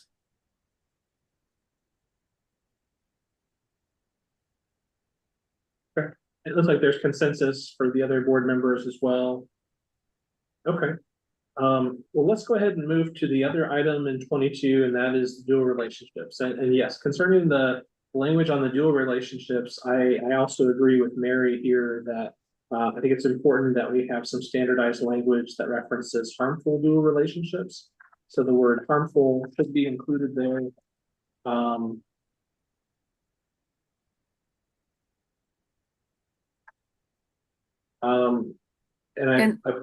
Okay. I was just going to say, and then would we, if we're separating that out, would we then continue that directee, add that all of those classifications of people under that then? Because we were going to do student, client, student, directee, or supervisee. Would we put that under dual relationship as well? I think it would probably be a good idea to do that. Yeah. Okay.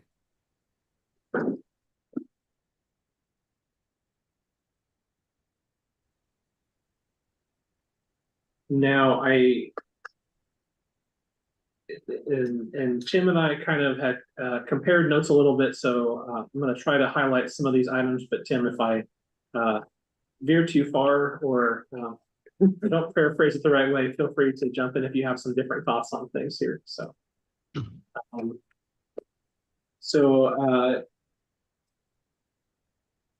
I think there was some language in social work that talked about definition of the dual relationship.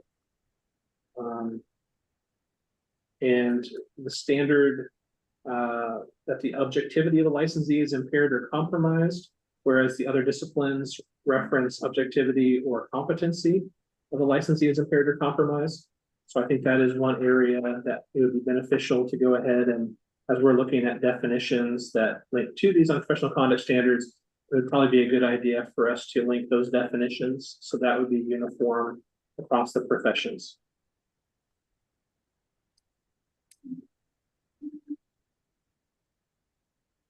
And in the definitions, to Mary's questions, the definitions for dual relationship says harmful in the definition. And so that's why it says, doesn't say harmful, as those ones that don't say harmful, the definition says harmful in it.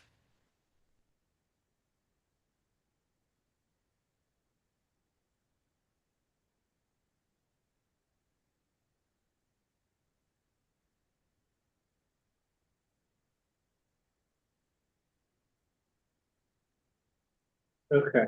And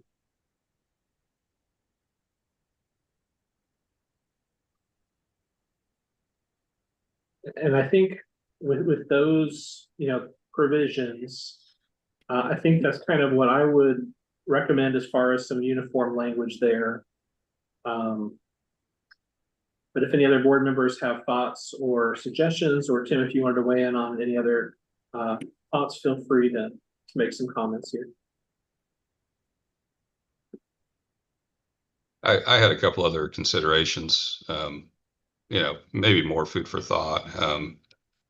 But if you sample the various codes of conduct for the disciplines, when it talks about a boundaries issue, our current definition of dual relationship focuses on whether the objectivity competency of the licensee is impaired, but it doesn't necessarily get to whether or not the client, student, et cetera, was harmed. And a lot of times when these cases come before the CRC, that's our best evidence as to whether or not, a harmful dual relationship has occurred is the harm to the client. But that's not necessarily what the standard requires us to do. We're required to show, some impairment to the objectivity or competency of the licensee. For example, the code of ethics that applies to psychologists has, in addition to the impact on the professional judgment of the licensee, a clause which says, or otherwise risks or results in exploitation or harm to the person with whom the professional relationship exists. And so that could be another alternative to impairment on professional judgment, is to add, in the alternative, in the event that we have evidence of harm to the client, that could then establish a dual relationship constitutes unprofessional conduct. I like that because, a lot of times you're going to get in response a licensee that's their primary objection is that there was no impairment to my professional judgment. I didn't cause the harm, whatever that may be. But if we focus on the harm that results, which a lot of times that's going to be our best evidence, I think it's going to simplify the analysis to a certain extent, and also that's kind of what we're after. If somebody's hurt, then that's going to be the whole basis for finding unprofessional conduct. So I do have a suggestion that we add a clause to that. We can work on the language, but a clause to that effect that would add to the analysis independent harm to the client or student, supervisee, et cetera. Any board members have thoughts on that possible addition to that harmful dual relationships clause?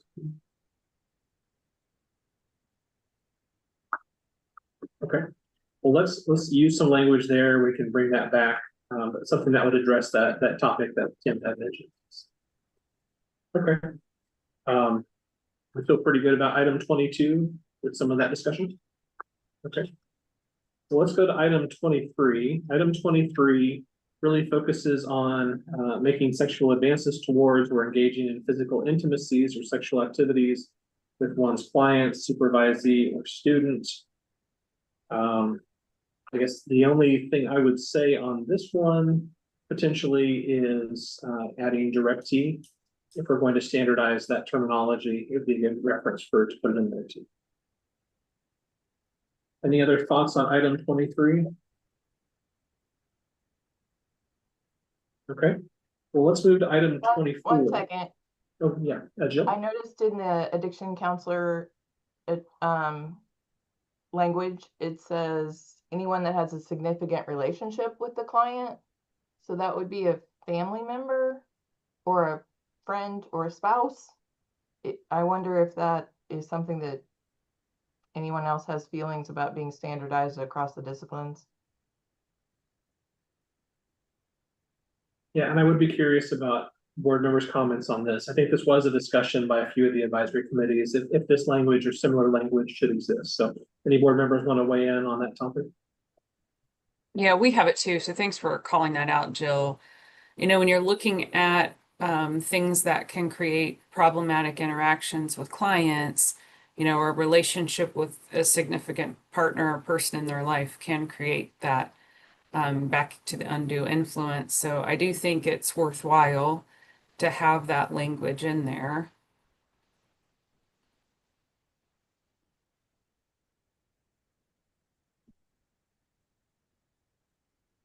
I do know some of the advisory committees talked about what would be the standard or expectation for licensees in terms of how close of a relationship, or would it have to be a known relationship, you know, in terms of that, because there could be someone who is close to the client, but if it's not known to the licensee, is that something that would be a factor? Yeah. That's in the, like, the MFT has significant and then known to the licensee. So, you know, you can't be held responsible for things you don't know, but I do think it is a consideration. Yeah, I would like to apply that to the psychologists. Because we don't have is known to the licensee. And we could go ahead and consider, is this something that should be standardized for all the professions? Any board members have any concerns about that being included across the profession? I'm just thinking about someone that a parent of a child, and that a licensee might know that parent, and the parent bringing the child for therapy. You'd have to define significant relationship, you know, both, obviously that's a significant, how close or how significant would the relationship with the licensee need to be for that to be unprofessional conduct? And would this be something the board would feel comfortable with the existing language, that it would be something that members of the CRC would weigh, or would you want something in this language to be more specific?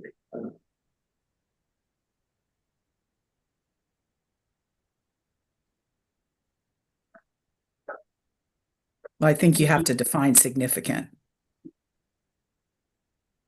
Yeah, I would agree. I think some relationships, whether that significance is going to be evident, it's those that are more gray that may cause an issue as to what is not significant. So I think that's a good idea to define it. Okay. Well, let's put a pin in this one then, and maybe we can come back with some language about trying to reach a good definition on the significant relationship there. For item 24, focuses on making sexual advances towards, engaging in physical intimacies or sexual activities with, or engaging in undue influence over any person within the past 24 months has been one's client, supervisee, or student.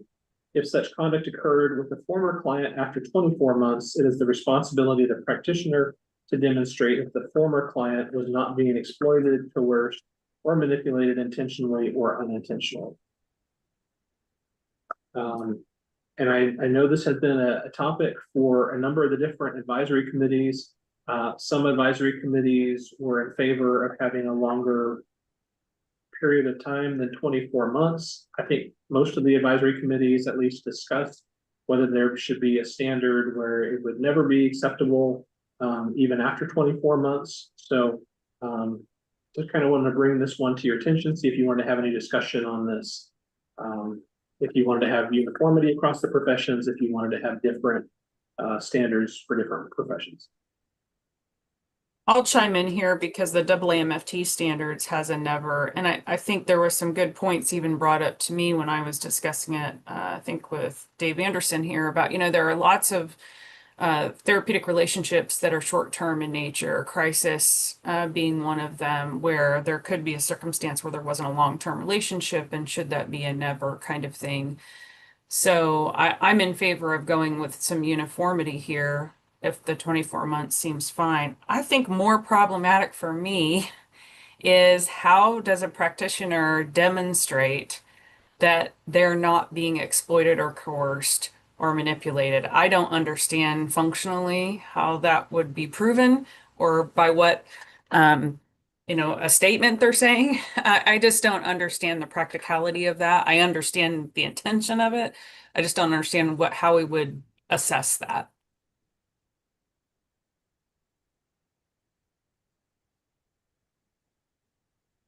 That maybe there was a break. Okay, I'm just pulling stuff out that it wasn't so what we have cases where they were in a relationship. The problem is when they were in a relationship the whole time. So and they were just hiding the relationship versus they met up 3 years later at the grocery store. I mean, that's all I can think of is what if they met up and the person's answer is, hey, we never saw each other, maybe at church or something like that, and we happened to meet up. And it's been 4 years and now we're in a relationship. Versus this couple has been dating for 4 years straight. And there was no chance for that person not to be able to show that they were still under the influence or coercion. I think you'd have to ask the client, did they enter in that scenario of they had a professional relationship and then 3 years later they meet up again and start dating. The only way you could assess is if it was exploitative is to ask the client, did they enter that dating relationship willingly? Did they feel pressured? Did they feel that they owed that to this former therapist because of the therapy they provided? I mean, it's all going to be subjective unless there's a very clear, overt attempt to force a former client into a relationship that can be documented.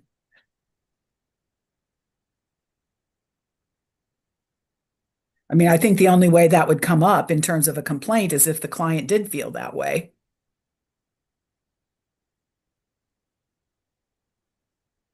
Or if somebody else turned it in. Yeah. Because they felt Correct. like, yeah. Correct. I think it's a lot of the language is ambiguous to add more ambiguity to it. The one where it says or manipulated intentionally or unintentionally, that is like very similar to some of the other language where it's like, how do you prove that, like if it's unintentional? Yeah, I don't know. It just.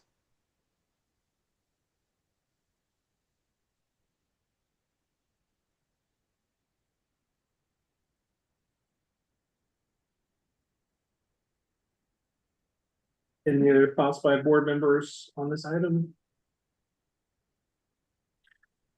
And I think that when it comes to psychology, I would be in favor of the first paragraph of the suggested language. So beginning with making and ending with supervisee, because with psychology, it does not have student, supervisee, and now we would be adding directee, correct? I think that would be a good, consistent, thing to do. Dave, one issue I see with the second paragraph, the first paragraph creates the 24-month standard. And then the second paragraph would create a rebuttable presumption that after 24 months, it's on the licensee to show, that the prohibited conduct isn't occurring. But I'm not sure the second paragraph would apply because you've set a rule that's 24 months. So you would need to set, if the focus is going to be on the client, you're going to have to make the time period longer than 24 months for the client. Otherwise, the second paragraph is of no effect. You're going to have to put some sort of a time period after 24 months, whether that's 36, 48, indefinite. But Because otherwise, it says after 24 months. right. But the rule says 24 months in the first paragraph. And so if you're going to create that type of rebuttable presumption, there's going to need to be a time period that's longer than 24 months as per the rule. Does that make sense? Not really, I but don't understand, yeah, because the second paragraph says if such conduct occurs after 24 months. So that's already the allowed time frame is the 24, or after 24 months, it's theoretically allowed, provided if there's not the element of exploitative or manipulation. So I understand what you're saying. I think it's just a technical issue with the language, but what's the time period would be the issue there. What's the time period that relationship is prohibited, or, If you just removed that, Tim, if we keep that second part language, which I'm still have concerns about, you could say within the past 24 months, and it is the practitioner's responsibility to demonstrate this. So it's it's an and, not if such occurs within the 24 months. Because I hear what you're saying. It creates a problem in there. If you just cleaned up that second time frame and said and, so, engaging in sexual behavior, et cetera, within the past 24 months. And if then these things would need to occur, but I still am not sure I don't know how you demonstrate that. I really don't understand how you demonstrate that still. But I hear your point. That makes sense to me, what you're saying.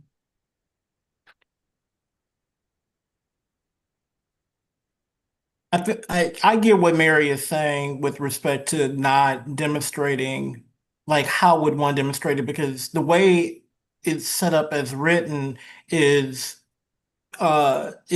defining a negative, right? You would have to define like how something did not occur, and how does one parameterize kind of a void? Like how do you prove something like this? If we're saying it cannot be something, usually when we try to parameterize something, we try to list the things, we try to put definition to what it is that we're talking about. Yeah, and I don't know how you would prove that you unintentionally manipulated someone either. I mean, there's just some problematic things I think in here that if we're comfortable that the activity is permissible after 24 months, then to me, it's like, then you are saying it's permissible. I mean, if you think about what the complaint's going to come, which is how we would look at it, right? A complaint comes that says, well, it was after 24 months.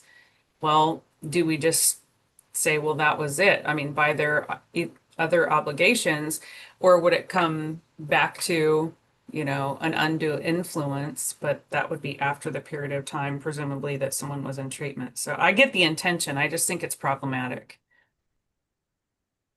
I'm just concerned that there be some avenue I think any of us as therapists can imagine how knowledge of our clients' issues and the things they struggle with, their particular traumas and pain could be used to form a relationship or to exploit the relationship. And I agree it's the language is problematic, but I'm not comfortable with just saying under it, there are no circumstances after 24 months in which it's not acceptable or not professional to have a relationship with a former client. Because there are those situations where the client can be used, can be exploited. I just don't know how we put that into language that is enforceable. So one of the professions did recommend changing the time period from 24 months to 60 months, which would be a 5-year length of time. There is also, we've talked about the option of saying never, that has been discussed too. But I know that we have we're going to try to limit a certain amount of the discussion today to make sure that we can get through all the items. So we'll probably just kind of have to table this one for right now, and then come back at the next meeting and continue the conversation. But you have given us some things to work on and bring back some different language for you to consider. So we'll work on that as a staff and then bring that back to you at your next meeting. But really appreciate all the thoughtful discussion of these items. Can I just say one more thing? This factors into dual relationships, and I want to come back to the fact that if somebody lives in a small rural area, it increases the likelihood that they're going to engage in a sexual relationship with a former client, just by virtue of the environment within which they live and practice. And so just keeping that in mind when we look at the difference between like 24 months or 60 months.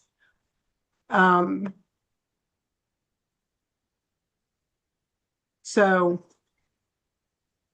yeah. Well, thank you all. We'll continue this conversation the next time, but appreciate your comments today.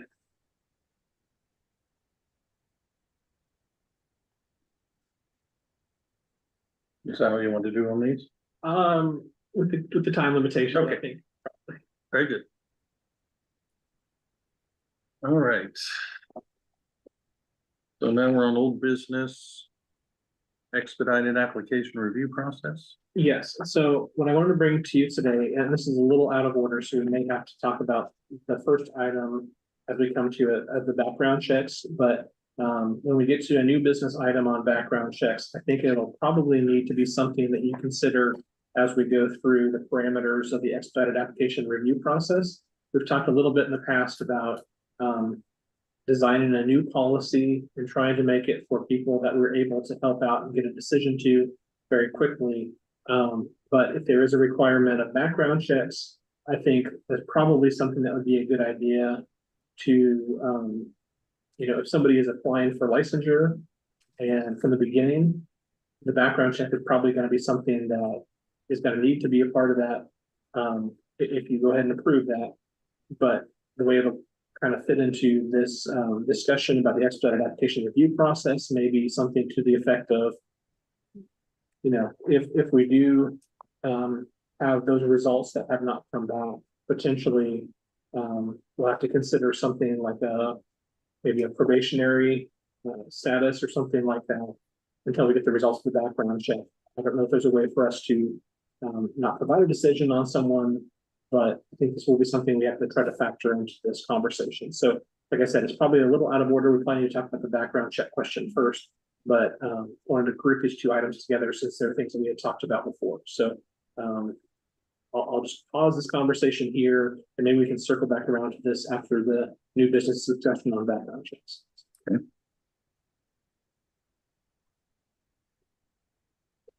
You want to move to the next item? Yes, and just a small update there.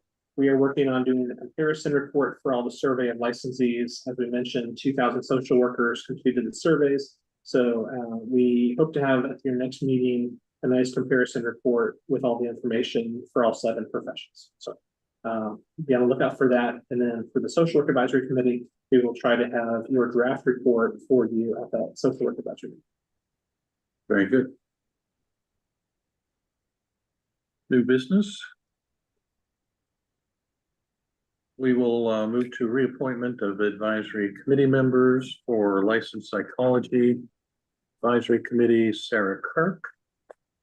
Appointment of new advisory committee members, behavior analysis advisory committee, Pickwa Lamb Chestnut, master's level psychology, Elizabeth Burt, licensed psychology, Jennifer Fontaine, Robert Twillman, professional counseling, Amanda Brown, Jason Lee, Amanda Petrick Gardner, social work advisory committee, Annis Boyer, and Callie Worth. So appointed. That takes us to a discussion on the BSRB investigation policy.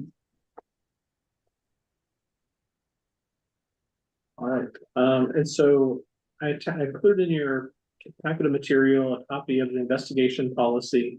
The jurisdiction of the board is to follow the statutes, and then within the statutory authority, the board is able to promulgate regulations.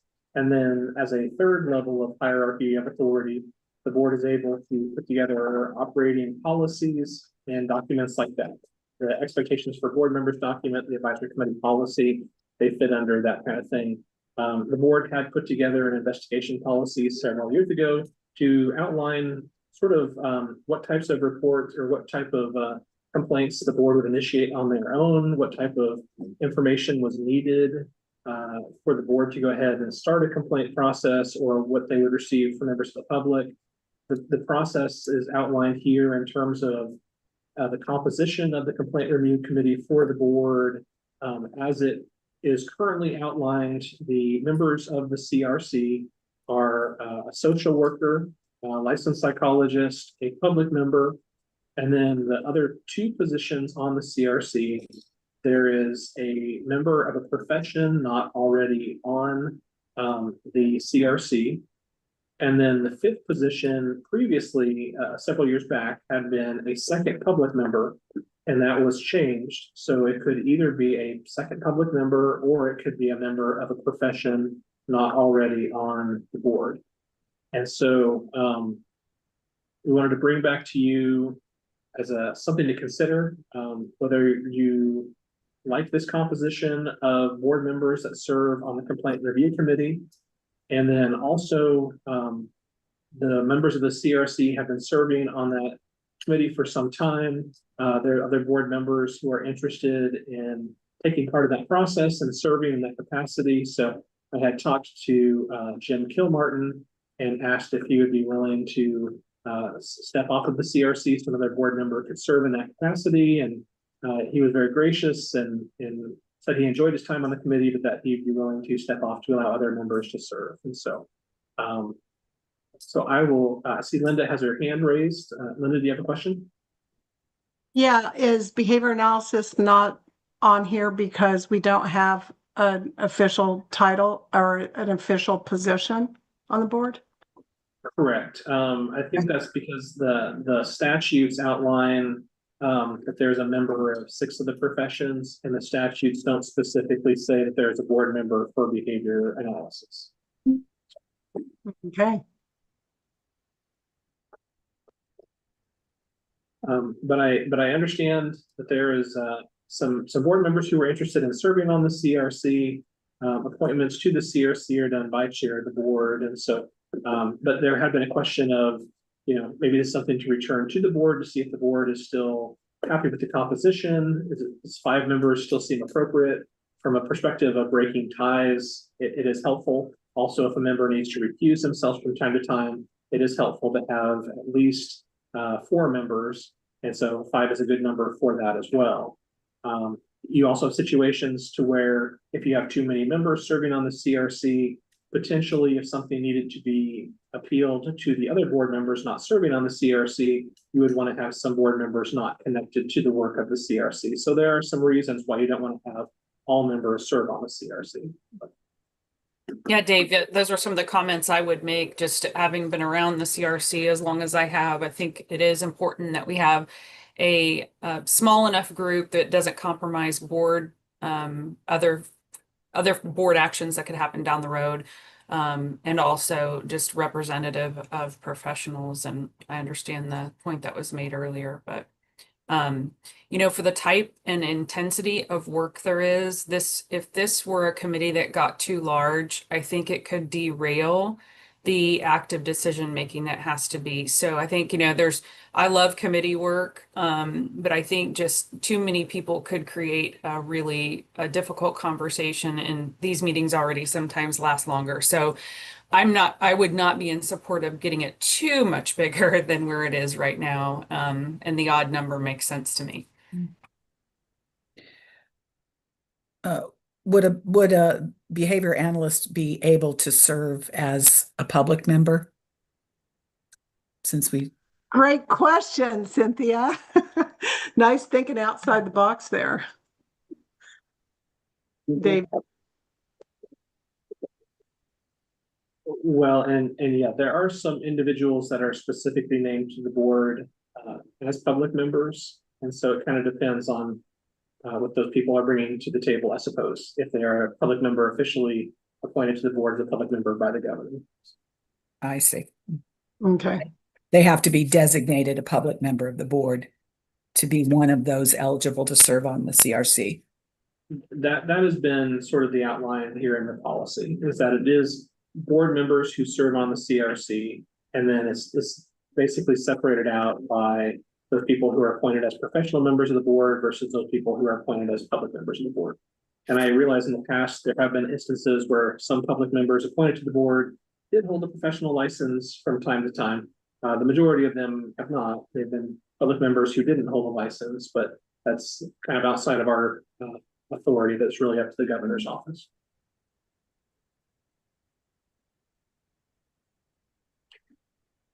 Is there an interest in continuing with the current composition of the CRC? I think Mary's points are well taken. It sounds like a very workable system to me. I'd be in favor of keeping it as it is. Sure. I agree. Well, just wanted to bring some of these things back to you to review from time to time. So appreciate your comments on that.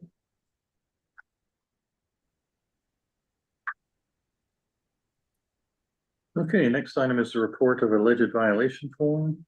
Yeah, and so this is another item, and maybe this is something. Can I step back just a minute? I'm sorry. Is Jim removing himself and we need to add a new member?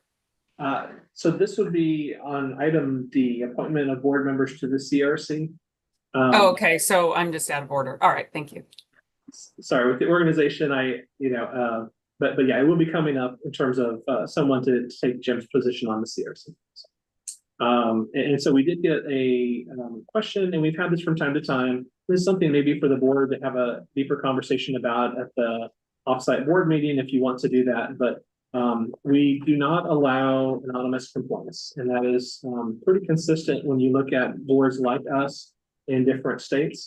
That is a choice of the board, and one of the ways in which we make sure that we are able to know who submitted the complaint is that our practice has been that someone submits the report of alleged violation form and actually signs the form versus doing an electronic submission of the form.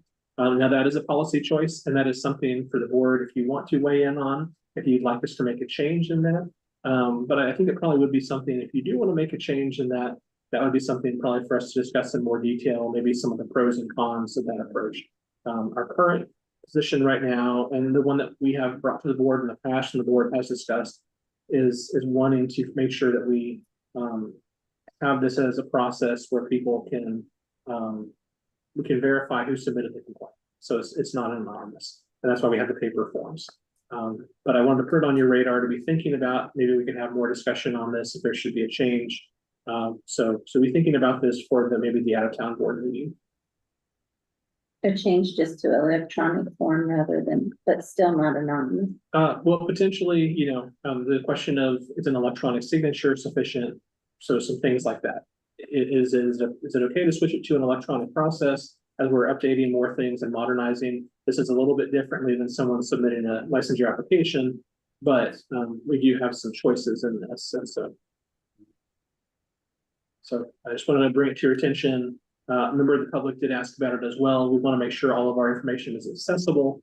And so if it's an accessibility issue, we at our staff at the BSRB are willing to help people, but it really does come down to a choice. Do you want to keep the current process to make sure that there are no anonymous complaints, or are you comfortable with other ways of verifying that information, or do you want to start allowing anonymous complaints? So these are things to be thinking about, have more discussion about it. All right, thank you, Dave.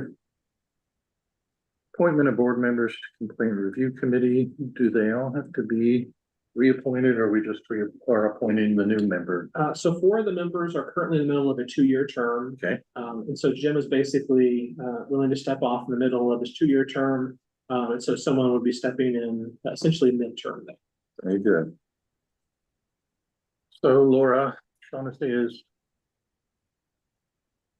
asked about taking Jim's place. Is that correct? Yes, that's correct. Okay. I'll make that appointment.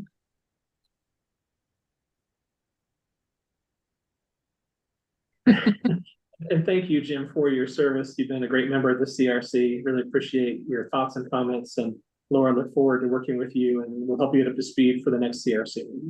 Thank you so much. I'd like to borrow Jim Kilmartin's reading glasses because I know there's a lot of reading. So Jim, can you send those over to me, please? You just have to get the speech to text thing working down really well. I will call you.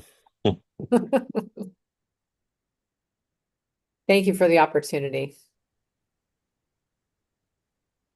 All right, that takes us to a discussion on possible requirements of background check requirements for licensure. You had touched on that briefly. Yeah, and so this is something that I'd like to encourage the board members to go ahead and implement. Basically, just to kind of frame this, it seems that a lot of surrounding states have this background check with the federal background check and fingerprinting as a requirement for licensure. And as I've talked with the other licensure boards in the state, this is a pretty consistent standard when you look at the other health boards, is that people do a background check at the time they are licensed. The board receives statutory authority with a choice whether or not to make this a requirement upon initial licensure and reinstatements back in 2016, but it didn't say that the board had to make this a requirement. That was statutory authority that was granted at that point. And I understand the board has had discussions from time to time since that point. But as we are having more and more multi-state compacts that Kansas is joining, these compacts do require some basic standards for licensure, and background checks are a consistent standard. So anyone practicing under the social work multi-state compact will have had to have undergone a background check. And when that bill went through to add us to the social work multi-state compact, there was actually even specific language about background checks as it related to social workers under the multi-state compact. And with the professional counseling multi-state compact, it says anyone wishing to get a privileged practice under that compact have to have done a background check as a condition of licensure in their home state. For psychology, it requires that all states implement a background check requirement for licensure, but you have 10 years to come under compliance with that. So every compact is a little bit different in terms of what they're requiring, but I really do feel like we're the outlier when it comes to the background check requirements. And I feel like it's something that I wanted to bring to you and really encourage you to make this a requirement for licensure. And I have a few different categories I wanted to talk to you about, but I've done some research with this. It looks like the background check cost about $57. That would all go to the Kansas Bureau of Investigation to do the fingerprinting and run the background check. Our staff would have access to that information. We would be able to check to see if there were any issues, and if there were things we needed to investigate, that would lead to additional investigations for our staff. But it does appear to be a consistent requirement, and I think it's really time that I just want to encourage the board to make that a requirement, at least for the permanent licenses for all the professions. For the student temporary licenses, those are individuals who would be practicing for up to 2 years as well. And I think if the desire is to make sure that we know that people would be safe to practice when they get out to the field, I think the initial application process, whether that's initial or reciprocity, would make sense. And then for the student addiction counselor, that would make sense as well. We talked a little bit about the out-of-state temporary permits and whether that would make sense. These are individuals who are already licensed in another state, and they get just a 1-year ability to practice up to 30 days in Kansas. So we thought there really maybe wasn't as much need to require it for the out-of-state temporary permits, but for the others, we thought it'd be a good idea to encourage you to make that a requirement. So How does that work, Dave, for people in rural areas? I mean, how do they go about getting the fingerprints? And yeah, that's a good question. So I set up a meeting with the KBI to kind of work through the logistics if the board wanted to implement that, how that would work. From the other professions I've talked to, they basically said it's really not a big issue. Some of that can be mailed in. Some of that can be done on at certain locations. They say for the ones that don't have to mail it, it goes very quickly. For the ones who do have to mail it, maybe a few weeks. Now, none of this would be money coming to the BSRB. And it's possible that KBI could potentially change their amount they want to charge for this.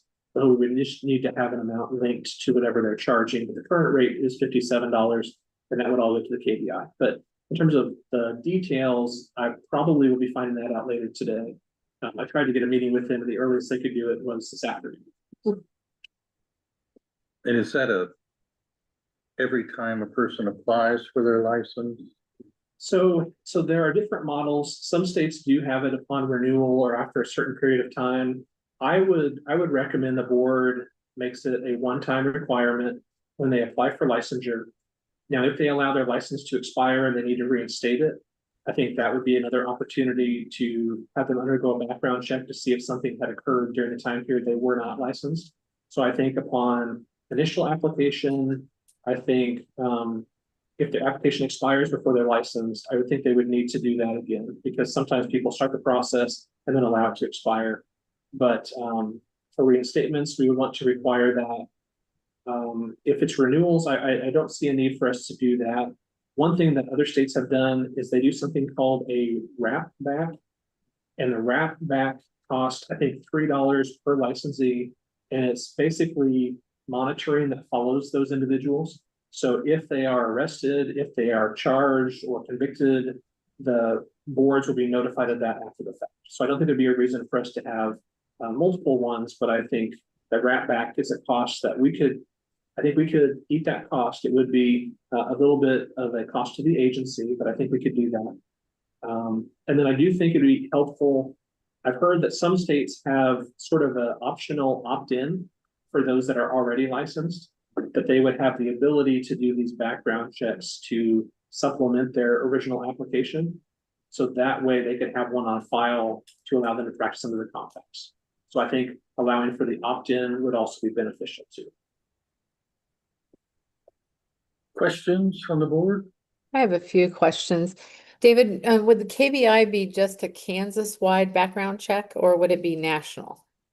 This would be the federal one, from what I Okay. understand. So they would be the ones who would be doing the process, but the information we would get would be federal. This is random, but my son just went through this process in order to study abroad, and he did a federal background check for $18 that was emailed back to him 3 days later. If you want any of that information, I don't know, he went straight to the FBI, to the post office, actually.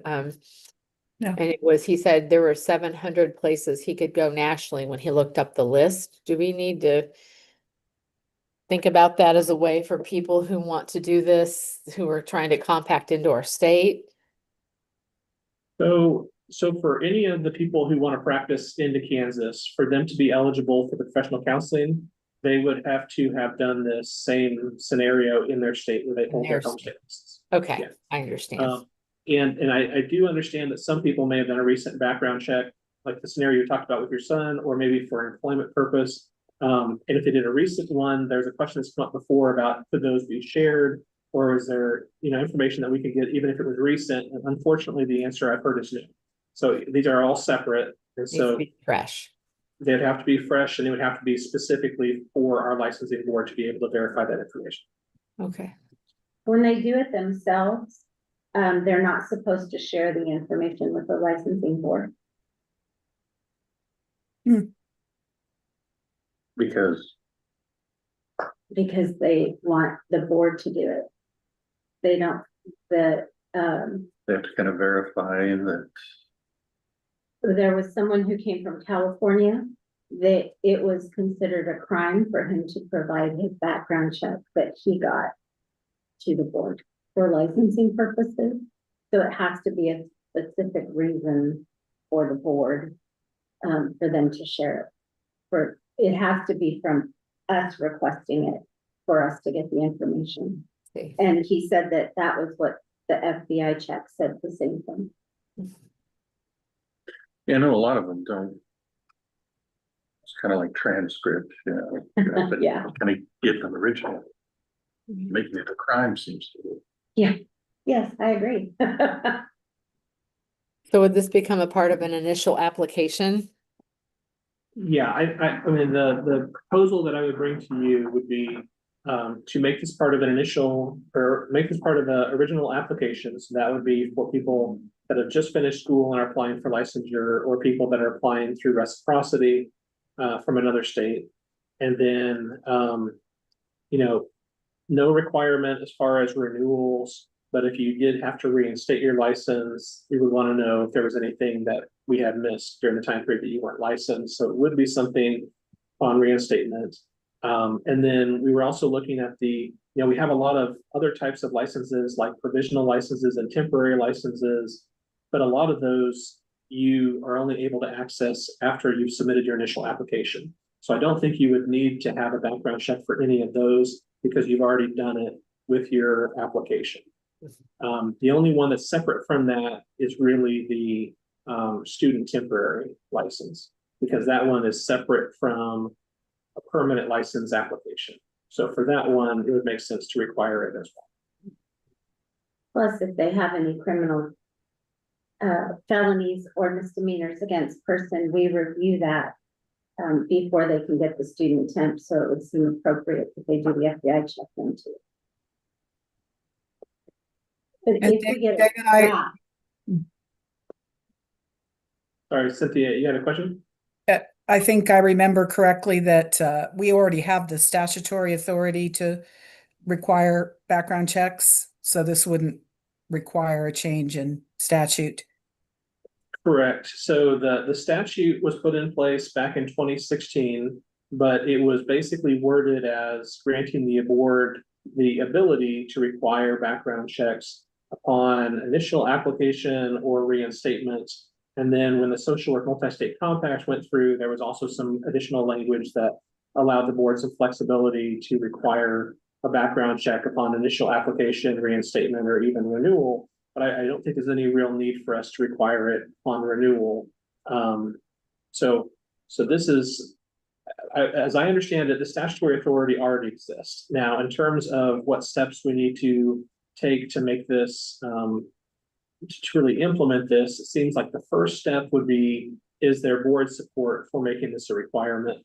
And then if there is board support for making this requirement, I can talk to KBI and see for the other states that have implemented this, do you need a new regulation specific to this that outlines the process for requiring background checks? Or, what do we need as far as the details to make this, go from where we're at to we're actually requiring this and implementing this. So I hope to find out more of that information this afternoon, but I thought the first step would be to bring this to you, kind of let you know where we're at compared to other states and with the compacts, and just encourage your support. And if you basically express your support to me, I'll take that to the KBI and say the board has been supportive of this. Now, how do we walk through this process?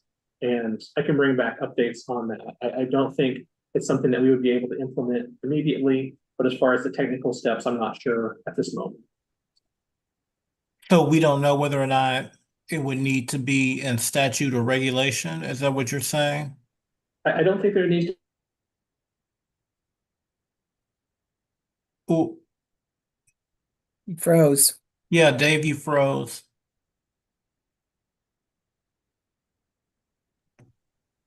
Still frozen.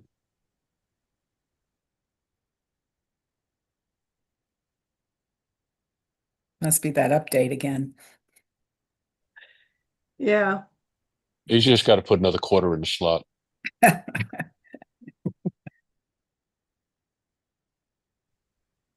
going to take this opportunity to take a quick break. I'll be right back.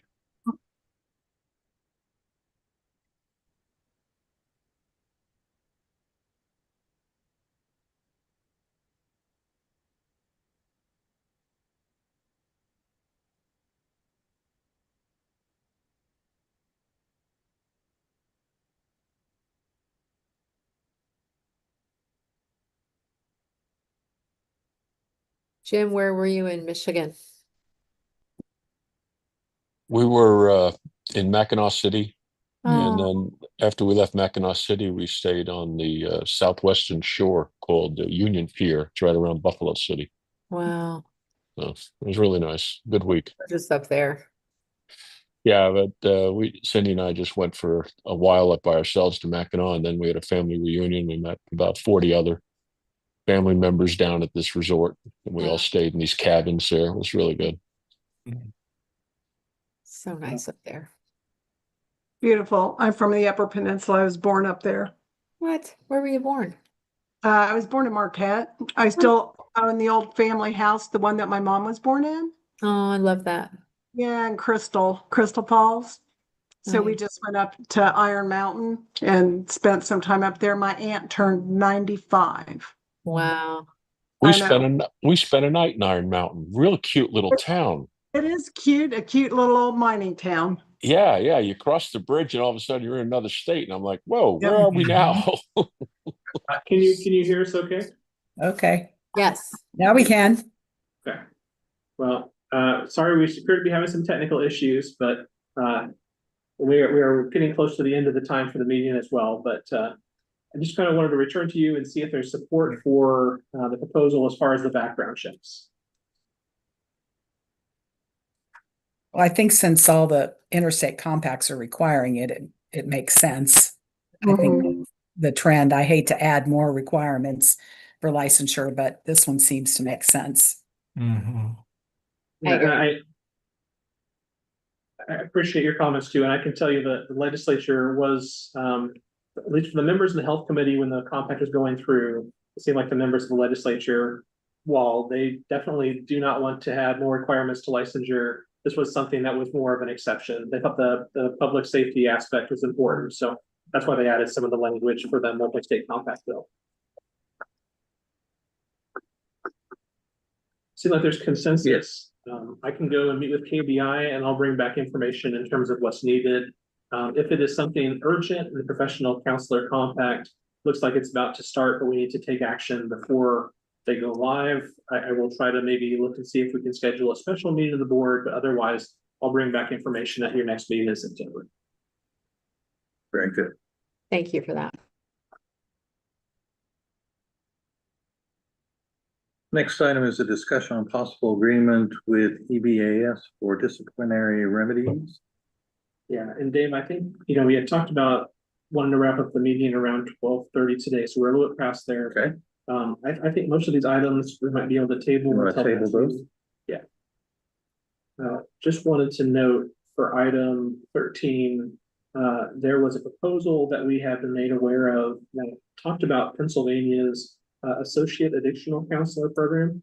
And it looked interesting, and so just kind of wanted to refer that to the Addiction Counseling Advisory Committee to study that proposal and review it, and then maybe make some comments back to the board. Okay. The date for our next regular board meeting will be September 8th at 10 a.m. We have a CAPA meeting coming up after this meeting, right?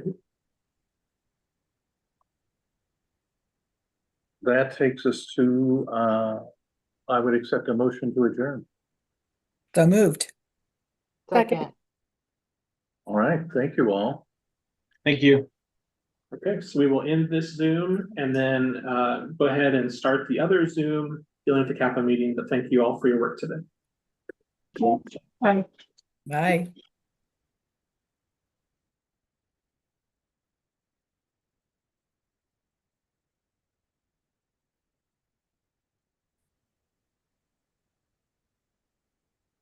I don't need the link. 'Cause I'm in here. I'm like, I don't have the link.